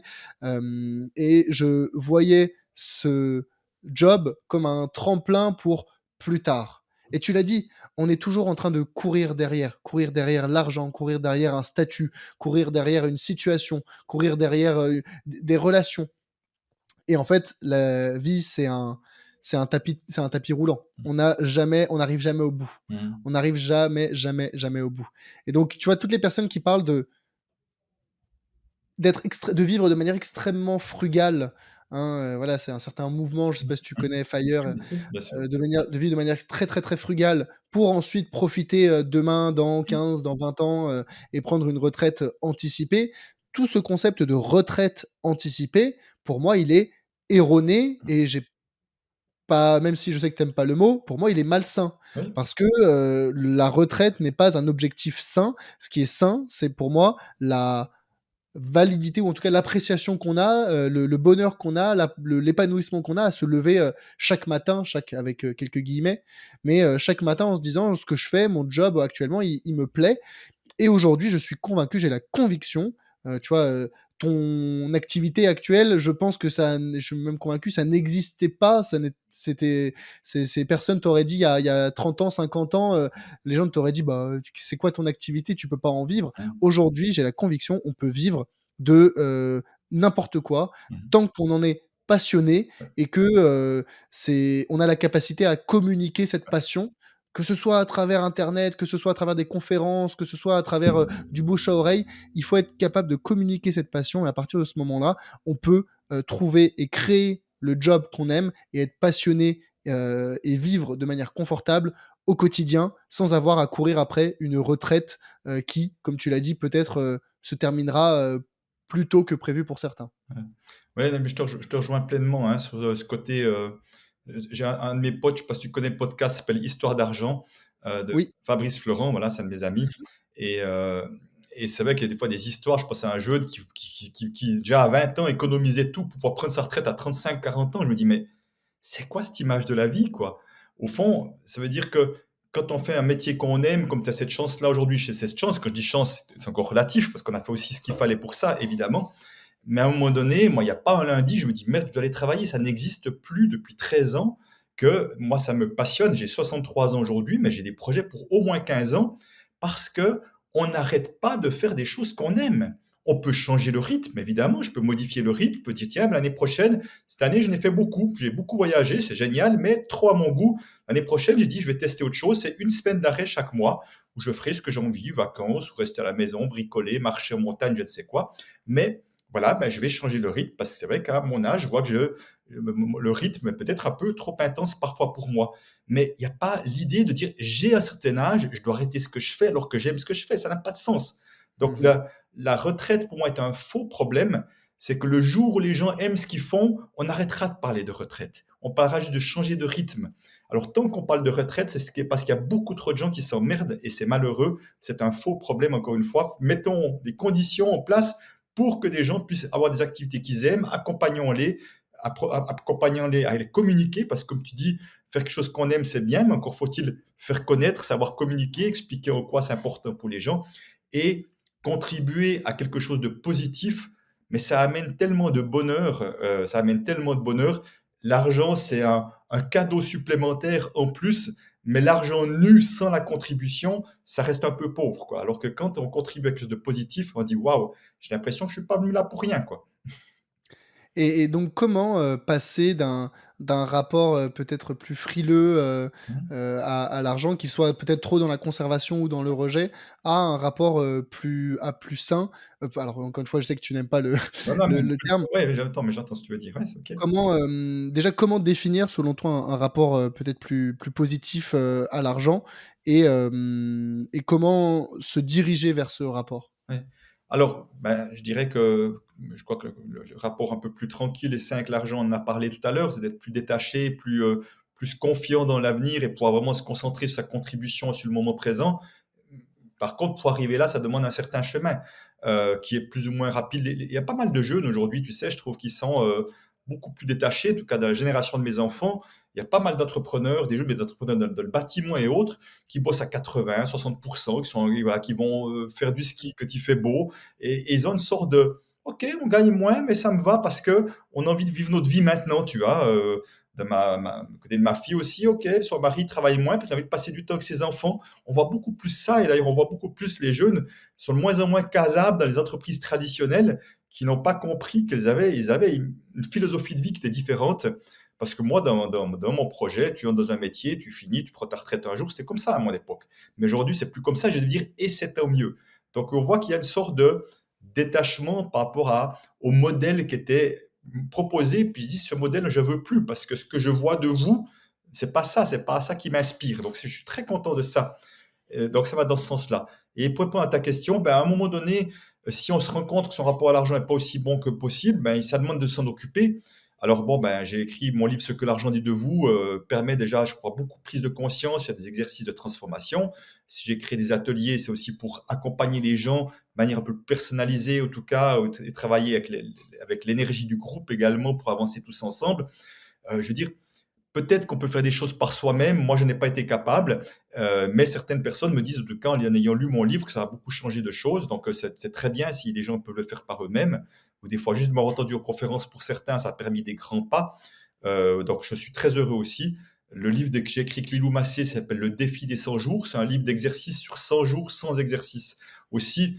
Mais ça demande la discipline, ça demande de s'y mettre chaque jour et on a des retours qui sont tout à fait surprenants aussi. Mais voilà, il y a plein de gens qui vont pas au bout, qui arrêtent au bout d'un moment parce qu'on sait ce que c'est que la discipline et de s'engager à faire quelque chose, c'est pas aussi simple que ça. Donc voilà, il y a des chemins qui sont faits. Évidemment, certainement qu'il y a d'autres personnes qui ont d'autres approches qui le font aussi, mais je connais pas forcément. Donc je ne veux pas vous attendiez que c'est que par moi que ça peut se faire. Il y a certainement plein d'autres manières de le faire. Mais en tout cas, ça demande, quand il y a un thème, ça demande de s'occuper de ce thème-là. Voilà, on peut pas mettre ça de côté. Dès le moment où on voit que c'est un problème, si on n'en fait rien, ça restera un problème. Et c'est quoi alors peut-être, la première marche à poser selon toi? Pas peut-être pas les 100 marches, les 100 jours, mais c'est quoi peut-être la 1re marche que pourraient faire, là aujourd'hui, celles et ceux qui nous écoutent et qui se disent: «Bah, j'ai envie de au moins commencer à m'y intéresser»? Moi, je pense que ça commence par de l'observation. C'est-à-dire que ce serait bien peut-être d'avoir un carnet.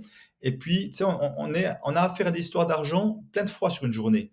Hein, quand je vais faire des courses alimentaires ou si je vais manger au restaurant, si je reçois une facture à la maison, si je dois faire un paiement, si je dois, voilà, si je dois négocier avec un client un prix. Voilà, ce matin, il y a quelqu'un qui m'appelait pour me faire venir en conférence. Ben voilà, moi, ça travaille mon rapport à l'argent. Qu'est-ce que je lui demande comme prix? Moi, j'ai pas de prix qui sont figés. Ça se discute et tout. Donc, on a affaire à plein de fois l'argent au cours de la journée. Et c'est important d'observer comment je me comporte. Moi, je prends un exemple, quand j'allais au restaurant, la première colonne que je regardais, en général, c'est la colonne du prix à l'époque. Ça parlait bien de ma peur de manquer, tu vois, avant de voir qu'est-ce qui me ferait envie de manger. Parce que c'est comme logique, hein, je veux dire, qu'est-ce qui me ferait envie de manger, c'est qu'est-ce qui est pas trop cher. Ok, allez, pourquoi pas, je mange ça aujourd'hui. Mais si je m'écoutais, c'était pas forcément mon choix numéro un, tu vois. Donc, toutes ces observations-là fait qu'on va commencer à voir un petit peu comment on se comporte, à quel moment on a des pensées, des récurrentes qui sont des pensées plutôt de peur.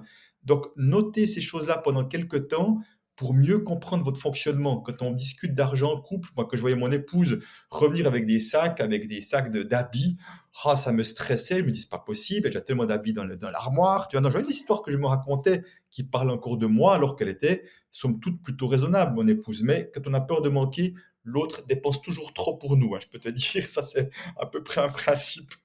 Et ce qui fait que l'argent dans les couples est un vrai gros thème également, compliqué aussi. Donc, commencer par s'observer pour voir un peu là où ça se passe, là où j'ai des tendances à vouloir dépenser de l'argent. Pourquoi j'ai envie de dépenser de l'argent à ce moment-là? Dans quel état intérieur je suis qui fait que, tu vois, moi, j'ai pu observer qu'à des moments, j'avais comme une sorte d'envie de dépense alors que dans un supermarché, alors que d'autres moments, dans le même supermarché, zéro envie. Je me dis, mais qu'est-ce qui se passe? Qu'est-ce qui fait que là, j'ai envie de sauter sur le premier truc alors que là, j'ai zéro envie? Ça montre bien qu'il y a quelque chose qui se passe en moi et j'ai vraiment pu voir que dans mon exemple, soit j'étais mal dans mes baskets et que j'avais envie de compenser ça par un achat, et entendons-nous, hein, c'est jamais un achat qui font qu'on va venir bien dans ses baskets, mais c'est encore un leurre, ou ça peut être des sucreries, des machins, hein, un peu, voilà. Ou parfois, j'ai vu que quand j'étais euphorique, j'ai vécu des trucs tellement géniaux, c'est comme si j'avais envie de me laisser aller, de le marquer par un truc, tu vois. Et Mmh. que ça peut être deux états différents, mais ça peut avoir le même résultat, c'est peut-être d'acheter des choses qui ne sont pas nécessaires et qui, voilà, que c'est juste une sorte d'impulsion. Voilà, donc ça aussi, ça fait partie de ces observations qu'on peut avoir, ou au contraire, je me retiens, j'aurais bien envie d'acheter, mais je me retiens pas, je m'autorise pas à ça. Ça parle aussi de mon rapport à l'argent. Est-ce qu'on arrive à se faire plaisir ou pas? Il y a tellement de gens qui ont de l'argent qui n'arrivent pas à se faire plaisir. T'imagines pas, c'est juste incroyable. Et c'est malheureux aussi, parce qu'on est encore une fois, on n'est pas venu là pour vivre s'empêcher de vivre et de se faire plaisir de temps en temps, ça fait partie de la vie. Donc tout ça, c'est vraiment, il y a beaucoup de choses à compiler, j'ai envie de dire, à écrire, à observer, pour vraiment un peu mieux cerner mes comportements, d'où ça vient, à quel moment, comment, etc.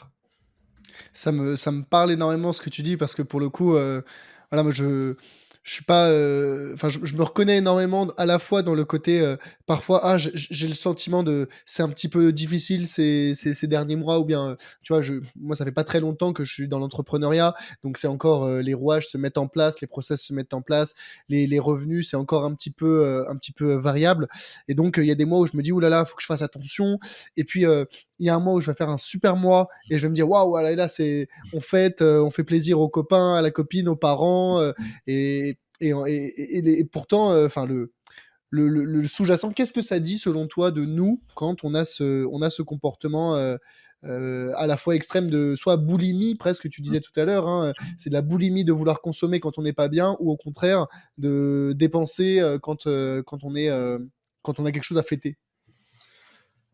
Ah bah, je pense que si tu veux, Comment interpréter ça? ouais, mais si tu veux, dans le mal-être, souvent les gens cherchent une compensation. Alors la Mhm. compensation, elle peut être sous toute forme d'addiction, hein. Comme je dis, je parlais du sucre, mais ça pourrait être du sexe, de la pornographie, ça pourrait être chercher des relations à tout prix, voir des gens, ça pourrait être tomber dans l'alcool. Enfin, il y a plein de manières. Moi, c'était beaucoup, beaucoup le sucre, hein. Moi, dès que je vais moins bien, j'ai plein d'énergie, j'étais un drogué du sucre à un moment donné. Alors maintenant, c'est plus le chocolat et du bon chocolat si possible, mais beaucoup moins qu'avant, j'en suis plus conscient. Donc, c'est juste important de voir quand on est moins bien dans ses baskets, en tout cas me concernant aujourd'hui, parce que ça m'arrive de plus en plus rarement, en général, c'est quand j'en fais trop. Tu vois, j'ai beaucoup de sollicitations, là, je suis dans une période, j'ai énormément de choses à faire. Si j'en fais trop et que j'arrive pas à écouter mon rythme, j'arrive pas, ce matin, j'avais fait mon jogging, c'est bien et tout, j'arrive pas à prendre ces moments de bol d'air, mais qui peut être différent. Ça peut être d'écouter de la musique, ça peut être de danser, ça peut être de peindre, ça peut être de voir des amis, c'est égal. Mais si j'arrive pas à caser ces moments qui me font du bien, à un moment donné, je me désaligne, je suis dans le il faut, je dois, des to-do list comme ça, tu vois, le truc qui devient très mental, et je suis plus dans la douceur avec moi-même. Je suis dans une forme de dureté. Des fois, je dis, je suis mon pire employeur. Moi, je me dis ça. Et tu vois, quand tu es dans la dureté, tu vas chercher de la douceur. Alors, la douceur, ça peut être du sucre, mais ça peut être d'autres choses qui sont. Et si tu veux, ça peut être. Des fois, c'est comme une forme de. La dépense peut générer. C'est parce que je n'ai assez d'être frustré que je vais vouloir compenser par de la dépense. Mais encore une fois, c'est un piège parce que j'ai jamais vu que les gens deviennent bien dans leur basket au quart de tour. C'est un peu d'adrénaline, ça nous fait du bien sur le moment, puis très vite ça retombe. Donc c'est un peu un pis-aller. Donc voilà. Donc, après, sur l'autre aspect qui fait qu'on est un peu euphorique, c'est vrai que ben, de temps en temps, ça nous rassure et puis on a envie d'être. Ben, c'est bien. Moi, je trouve c'est important de célébrer. Simplement, on peut Moi aussi. célébrer plein de petites choses. Parce que vraiment, j'invite beaucoup à célébrer. Tu vois, en ce moment, j'ai un atelier en Suisse fin janvier, par exemple. Alors, on peut avoir jusqu'à 50 personnes.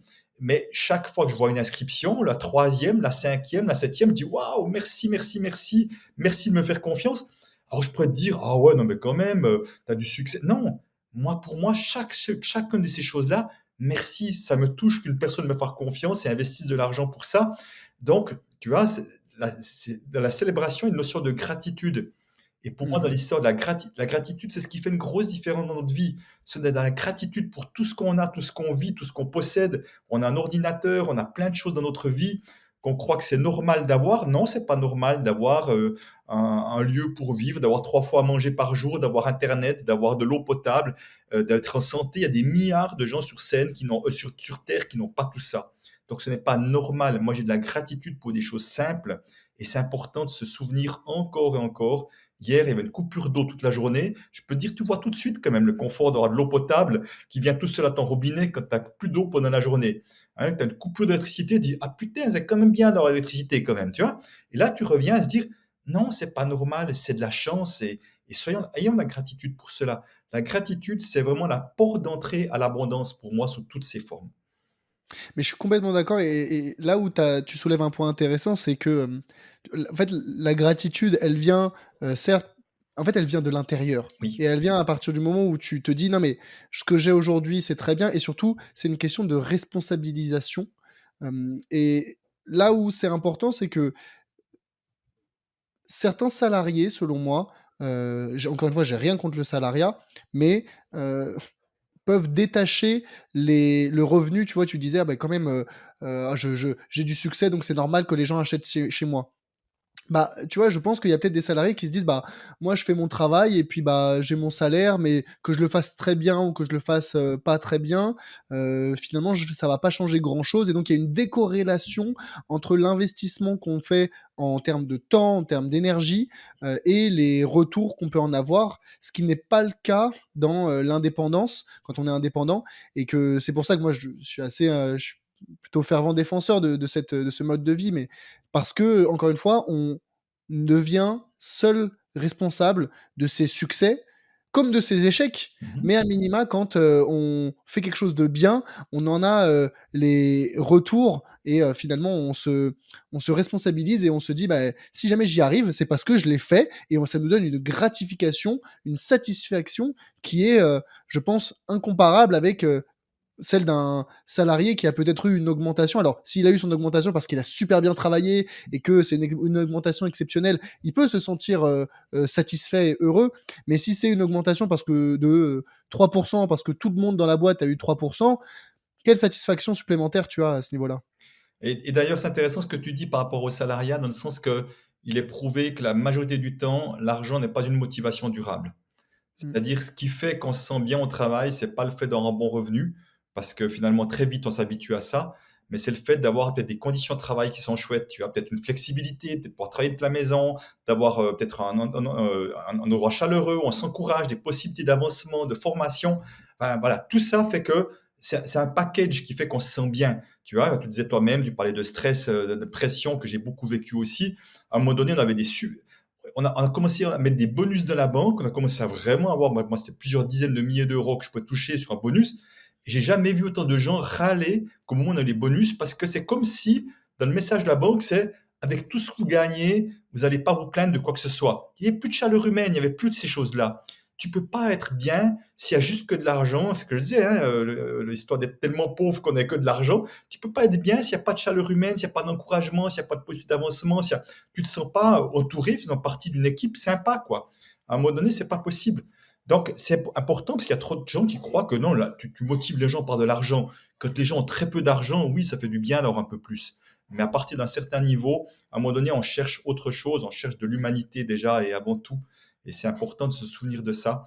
Donc, je trouve que l'entrepreneuriat est une formidable école de vie parce que quand on doit générer l'argent par soi-même, eh ben oui, on a intérêt à se bouger le derrière un peu, hein. On a intérêt à apprendre. Et moi, je trouve que j'apprends tellement, tellement de choses. Chaque fois qu'il y a des difficultés, je me dis, OK, Christian, qu'est-ce qui fait que tu attires ce genre de choses? Qu'est-ce qui fait que tu vis ça? Qu'est-ce que tu as à comprendre? Et plus je fais ce chemin-là, moins ce genre de choses m'arrivent parce que je suis un peu plus éveillé, je suis un peu plus conscient, je suis un peu plus attentif aux actions que je pose, de quel endroit ça part. Et tu parlais tout à l'heure de haut et de bas. Et c'est un des pièges que je vois, c'est que beaucoup d'entrepreneurs disaient, ah, mais je n'ai ras-le-bol de ces hauts et ces bas. Mais c'est la vie. La vie, c'est quoi? C'est on inspire et on expire. C'est une chose et c'est l'inverse. C'est une chose. Tu vois, c'est comme si on rejetait la vie, qu'on voulait que ce soit linéaire. La linéaire, c'est quand on est mort en général. Il se passe plus rien à un moment donné. Mais tu sais, moi, je vais avoir fin janvier, j'ai mon lancement annuel, ma formation sur Internet. C'est mon gros morceau. Ça représente 30 à 50% de mes revenus annuels, suivant les années. Ben oui, potentiellement, si ça se passe bien, j'aurai des revenus une bonne partie de l'année. Si ça se passe pas bien, il va falloir que je génère des revenus ailleurs. Est-ce que ça va bien se passer? Je n'en sais rien. Et c'est même pas la question. Je verrai, je vais donner mon maximum. Il se passera ce qui se passera. Et je vais faire avec ça. C'est pas la fin du monde, ça se passe pas bien. Ça se passe bien, je serai très content. Je vais me mettre dans la bonne énergie, par contre, pour donner un maximum de chance. Ça, c'est mon job à moi. Et ma bonne énergie, je peux te dire, quels que soient les résultats, parce que quand ça dure 10 jours, puis beaucoup de 4-5 jours, tu n'as pas les résultats, je peux te dire, tu as intérêt à travailler ton mindset, tu as intérêt à être capable de garder la bonne énergie jusqu'au dernier moment, parce qu'au dernier moment, tout peut basculer. Donc, c'est ça l'expérience de vie, c'est ça la vie, en fait. Non, mais t'as raison et tu vois, on en revient, je pense qu'on a bouclé, on a bouclé la boucle. On en revient au stoïcisme, à partir du moment où, ce qui doit compter dans notre vie, ce qui doit nous impacter émotionnellement, physiquement, au quotidien, c'est ce qui dépend de nous et c'est un peu, moi, ce que je reproche aussi parfois un peu aux salariats, c'est qu'on a beau faire de supers efforts et c'est pour ça qu'on connaît ces phénomènes de quiet quitting, hein, ces dernières années, notamment depuis le covid. C'est que des salariés qui se donnent corps et âme, qui Hein. travaillent comme des chiens parce qu'ils ont envie de se donner dans leur métier, mais qui n'en ont pas, qui ne trouvent pas derrière d'écho, de retour, qui soit financier, mais qui soit aussi en termes humains, de félicitations de la part de leur manager ou des patrons. Et donc ça crée cette frustration, et c'est pour ça qu'aujourd'hui, tu l'as dit tout à l'heure, énormément de jeunes ne se reconnaissent plus dans ce modèle du salariat où on reste dans la même boîte pendant 30 ans, parce que bah, maintenant, non, on aspire à devenir maître de sa vie, maître de son destin, à prendre en main sa vie. Et je pense que ça passe, entre autres, à minima professionnellement, par de l'indépendance, de l'entrepreneuriat éventuellement. Alors, tout le monde n'est pas fait pour ça, et voilà, il y a des gens qui sont très heureux en étant salariés, Tout à fait. mais ce qui est important, c'est que les gens aient en tête cette option, cette possibilité, qu'on nous dise que ça existe et que c'est faisable, que c'est accessible. Moi, j'ai fait une grande école de commerce. Après une classe préparatoire, jamais on ne m'a parlé du soloprenariat, Mhm. de la capacité à devenir un entrepreneur indépendant sans avoir à faire une start-up et à lever des fonds auprès de banques ou de fonds d'investissement. Non, on peut devenir indépendant, vivre de sa passion comme tu le fais aujourd'hui, comme je le fais aujourd'hui. Et tu vois, moi, je pensais encore pendant longtemps, je pensais qu'un entrepreneur seul, au mieux, il tenait une baraque à frites. Mais ça s'arrêtait là. Si jamais tu voulais avoir de l'ambition, si tu voulais vraiment bah, développer un projet important et avoir un impact important, bah, il fallait recruter des dizaines de personnes, faire des levées de fonds, alors que c'est plus du tout le cas, c'est plus du tout le cas aujourd'hui. Donc ça en revient à Ouais. devenir maître de son destin, prendre en main sa vie personnelle, professionnelle, et ne pas se laisser trop influencé, parce qu'on sera toujours influencé, mais trop influencé par des éléments extérieurs qui ne sont pas sous notre contrôle. Ouais, absolument. Tu sais, et même si je touche tous les publics, mais c'est vrai que j'ai beaucoup d'entrepreneurs, beaucoup d'indépendants, beaucoup de gens qui veulent se lancer. Et je trouve que c'est bien d'assainir un tant soit peu sa relation à l'argent avant de se lancer pour éviter justement d'être surstressé, de faire des mauvais choix, de prendre des mauvaises décisions parce qu'on n'est pas à l'aise avec l'argent, on n'est pas à l'aise pour fixer un prix, pour valoriser ce qu'on fait. Ça va être compliqué. Et parce que, encore une fois, c'est une école de la vie un peu différente. Il ne s'agit évidemment pas de dénigrer les salariés. Moi, je l'étais longtemps et on peut être, comme tu dis, très bien en salariat, on peut aussi être prisonnier en salariat. Et l'entrepreneuriat, tout le monde n'a pas la même philosophie qu'on a. Il y en a qui se créent une nouvelle prison aussi, hein. Il y en a qui souffrent beaucoup aussi, qui galèrent beaucoup aussi. J'en vois aussi qui travaillent comme des dingues pour peu de revenus parce que pour X ou Y raison. Donc, c'est pas un long fleuve tranquille, mais c'est par contre un chemin très apprenant. Et c'est pour ça que j'aime autant cet aspect-là. C'est un chemin qu'on choisit, c'est Ouais. surtout ça, c'est Mm. être responsable. Peut-être, tu vois, une des dernières questions que je voulais te poser, Christian, c'était sur comment parler de ces sujets à ses proches. Alors ça peut être son conjoint, ça peut être des parents, ça peut être des enfants. Tu vois, moi je pense que les personnes qui nous écoutent, là ça fait bientôt 1 heure et demie qu'on discute, elles sont convaincues, ou à minima, elles sont intéressées par le sujet, et elles se disent, j'ai envie d'en parler autour de moi, peut-être, tu vois, pas forcément uniquement pour elles, mais de partager cette bonne parole, évangélisons le sujet. Euh, Comment aborder ces sujets dans le couple, dans la famille, sans, tu vois, paraître peut-être, enfin, quelle est selon toi la bonne façon pour en parler, en famille ou en couple? Alors, bon, déjà en couple, c'est un vrai thème qui doit être abordé dès le départ quand un couple se forme. Trop souvent, il y a un truc, moi j'entends tellement de personnes qui me disent, à un moment donné, le couple éclate, il dit: «Ah, mais j'avais les premiers signaux dès le début qu'avec l'argent ça allait pas», tu vois? Mais quand on est amoureux, on dit l'amour rend aveugle, c'est vraiment vrai parfois. On veut pas voir ce qu'on n'a pas envie de voir aussi. Donc, je pense que c'est important effectivement de juste parler de sa représentation de l'argent. On en a parlé tout à l'heure. Ah ben oui, pour moi, l'argent, ça représenterait plutôt la liberté, la sécurité. Moi, je suis rassuré quand il y a un peu d'argent.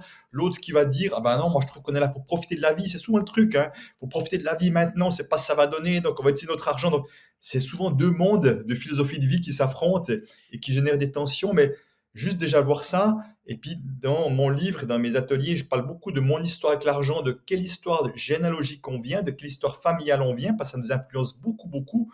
Et si on prend juste un temps pour dire, mais explique-moi un peu de quelles histoires on vient, d'un coup, on commence à comprendre: «Ah ouais, je comprends mieux pourquoi tu fonctionnes comme ça, si ce que tu as vécu, c'est ça ou ça». Effectivement, quand il y a eu des personnes, quand il y a eu des faillites dans la famille, des gens qui disent: «On a vu, moi, les gens venir prendre les meubles chez nous», c'est clair que je comprends que les gens soient insécures avec l'argent. C'est clair, je comprends que les gens ont envie d'avoir des réserves parce qu'ils ont pas envie qu'ils vivent la même chose. Tu vois? On commence à mieux comprendre le fonctionnement parce que j'ai des peurs en moi de faire vivre la même chose à ma famille. Donc, tu vois, à un moment donné, de pouvoir parler très ouvertement de mes comportements, mais pas dans un aspect figé, c'est comme ça et c'est pas autrement. Et comment est-ce qu'on peut trouver une manière de gérer l'argent ensemble qui te convienne à toi et à moi? Peut-être qu'on va devoir lâcher un petit peu de lest l'un et l'autre, ou peut-être qu'on va se donner un peu d'argent de poche ou d'argent libre où chacun fait ce qu'il veut pour éviter les tensions. Peut-être qu'on va trouver des manières, il n'y a pas de juste arrangement dans la manière de, nous, on est là, on est en couple depuis l'âge de 17 ans, donc on a toujours tout mis ensemble et tout est très bien. Pour nous, c'est pas un thème, mais il y a d'autres personnes pour qui c'est chacun pour soi, on ne donne aucune information à l'autre. Se dire qu'il y a quand même pas mal de méfiance quand on est à cet endroit-là, si on n'arrive pas à parler d'argent ensemble. Et c'est qu'est-ce qu'on est en train de préserver. Donc, tu vois, c'est important de pouvoir aller voir un peu derrière. Et d'ailleurs, la personne d'aujourd'hui qui m'a appelé, c'était pour faire une conférence sur l'argent dans le couple à Annecy, parce qu'effectivement, elle me dit, c'est un vrai thème. Je dis, oui, c'est un vrai thème, effectivement. Avec les enfants, je pense que c'est important à un moment donné de leur donner de l'argent de poche, leur laisser faire leurs expériences, ne demandons pas de contrôler leur argent. Bon, s'ils achètent des bonbons, on va pas leur faire manger, on va peut-être mettre du contrôle sur la manière dont ils mangent leurs bonbons, mais s'ils dépensent tout de suite, c'est pas grave, ils vont apprendre la frustration, ils vont apprendre la responsabilité. Eh ben, c'est comme ça, tu as fait ce choix, c'est OK, mais les conséquences, c'est que tu n'auras plus rien pendant un moment. Et peut-être petit à petit, ils vont apprendre, parce que si on canalise trop, si on les contrôle trop, le jour où ils auront leur premier salaire, ils vont faire du grand n'importe quoi. Parce qu'ils n'ont pas appris à vivre leurs expériences, ils n'ont pas appris à voir la frustration, ce que c'était. Donc, c'est important de les laisser faire leurs expériences parce que trop souvent, en tout cas, on aimerait que les enfants se comportent comme des adultes. Il y a tellement d'adultes qui se comportent comme des enfants. Alors, soyons, soyons un peu cohérents aussi, tu vois. Mais par contre, on peut discuter de ça avec eux. Ah, bah tiens, ça m'intéresse. Pourquoi? Tu as tout dépensé ton argent. Qu'est-ce qu'il y avait comme impulsion que tu n'avais pas à te retenir? Tu vas pas vouloir le changer, mais changer. Expliquer ce que c'est un ménage, un budget d'un ménage, qu'il y a des charges fixes, il y a des charges variables, puis ce qui reste, c'est pour les loisirs, on doit faire des choix. Enfin, tu vois, on peut commencer à éduquer, pas à travers la peur, mais donner de l'information, montrer comment ça se passe, faire qu'ils soient pas nus le jour où ils ont un peu d'argent à gérer parce qu'ils savent juste pas comment ça se passe. Mais pas le faire à partir de la peur ou de leur dire c'est comme ça, puis le reste c'est pas juste. Mais voilà comment on s'y prend pour l'instant, ou voilà comment on a fonctionné, voilà comment on fonctionne. Donc, on va faire un sujet éducatif, mais un sujet plutôt ouvert, tu vois, vraiment un sujet d'échange, parce qu'encore une fois, on peut avoir des fonctionnements différents et je n'aimerais pas qu'on entende qu'il y a ça qui est juste, il y a ça qui est faux. Ce sont des choix de chacun de faire comme ci ou comme ça. Moi, je respecte les choix de chacun. Ce qui compte, c'est que moi, je dis, à la fin, il y a une seule chose qui compte, c'est qu'on soit heureux dans notre vie. Il n'y a pas d'autre chose qui compte que ça. Alors, si on est heureux dans notre vie comme ça, ben, continue comme ça. Si par contre, tu n'es pas heureux, peut-être ça vaudrait la peine de te poser deux, trois questions. Non, mais t'as raison, et c'est vrai que en parler ouvertement aux enfants, en fait, ces sujets-là, je pense que tout le monde va y trouver son compte. Il y a à boire et à manger. Mhm. Soit on le fait pour soi, Mhm. parce que c'est un sujet sur lequel, à la base, avec lequel on est un peu en conflit, et donc on peut le faire pour une paix intérieure. Soit on peut le faire pour une stabilité, et on va dire des rapports sociaux avec des proches, des amis plus sains, plus stables. Mhm. Soit, si on le fait pas pour les autres, on peut même le faire pour notre descendance et les enfants. Et c'est vrai que d'expérience, les enfants qui ont un rapport à l'argent compliqué, ça vient des parents. Soit parce que les parents eux-mêmes ont un rapport à l'argent compliqué, Mhm. soit parce qu'il n'y a justement pas eu ce dialogue et cette éducation autour de l'argent. Si les parents font de l'argent un sujet tabou, pour les enfants, l'argent sera un sujet tabou. Et on l'a vu et on en a parlé, on a expliqué pourquoi. Faire de l'argent un sujet tabou, c'est la meilleure façon de créer un rejet vis-à-vis de l'argent et de finalement finir par en manquer. En tout cas, d'en faire un sujet de crispation, en tous les cas. Ouais, absolument. Ouais, donc en parler ouvertement pour soi et pour les autres. Et pour le couple, comme tu dis, finalement, c'est soit enfin, ça doit devenir un sujet d'alignement. Mhm. À la base, on peut chacun avoir nos positions, mais et je pense comme pour tous les sujets en couple, Mhm. l'important, c'est la communication, c'est de trouver un terrain d'entente, c'est de faire un petit pas l'un vers l'autre. Mais encore une fois, c'est un sujet qui est central parce que la société est ainsi construite et que si aujourd'hui, là, en terminant ce podcast, il y a peut-être un homme ou une femme ou quelqu'un qui voudrait en parler avec son ou sa conjointe, bah justement, c'est faire ce premier pas parce que peut-être que l'autre aussi a envie d'en parler mais n'ose pas. Et donc, ce podcast, c'est peut-être l'appel à l'ouverture et à la discussion. Oui, d'ailleurs, le dernier livre que j'ai écrit, le quatrième, avec mon épouse, s'appelle Réussir son couple. On parle de tous les sujets tabous de manière très ouverte en partageant nous-mêmes notre vécu. Donc, un livre avec beaucoup d'authenticité, parce qu'effectivement, le couple reste un des thèmes compliqués pour beaucoup et en même temps un thème porteur de bonheur aussi. Complètement, je suis très on est d'accord. Mais écoute, je m'attendais pas à ce qu'on soit désaligné, mais c'est intéressant de voir comment on a des tu vois, on n'a pas exactement le même âge, on n'a pas le même vécu, on n'a pas la même expérience et pourtant on a, des idées qui se croisent, quand même beaucoup Absolument. sur le rapport à l'argent. Christian, je voulais te remercier, encore une fois, peut-être pour les auditeurs qui sont intéressés, qui voudraient aller, plus loin avec toi, ou avec tes livres, avec tes ateliers. Comment est-ce qu'ils peuvent faire? Est-ce qu'ils doivent te contacter? Quelle est la bonne méthode? Alors, déjà, peut-être aller sur mon site internet, c'est Juno Conseil, conseil au singulier, puis Juno avec un D.com. Donc là, il y aura les informations aussi sur mes ateliers. J'ai une chaîne YouTube, il y a plein de vidéos gratuites également, donc allez vous servir. Moi, je fais énormément de gratuits également. C'est aussi ma manière, j'ai envie d'être généreux avec aussi ceux qui n'ont pas d'argent, parce que je trouve ceux qui n'ont pas d'argent, qui sont dans la galère, c'est important qu'ils aient aussi des moyens de pouvoir faire des pas. Et c'est vrai que mes livres sont comme à des petits prix également pour avancer. Donc voilà, on me trouve sur les réseaux sociaux également. Donc voilà, il y aura moyen, ceux qui voudront me trouver, me trouveront sans problème. Génial, merci Christian. Peut-être la dernière question que je voulais te poser, que je pose à tous mes invités, c'est, est-ce que tu as une suggestion pour un futur invité sur le podcast?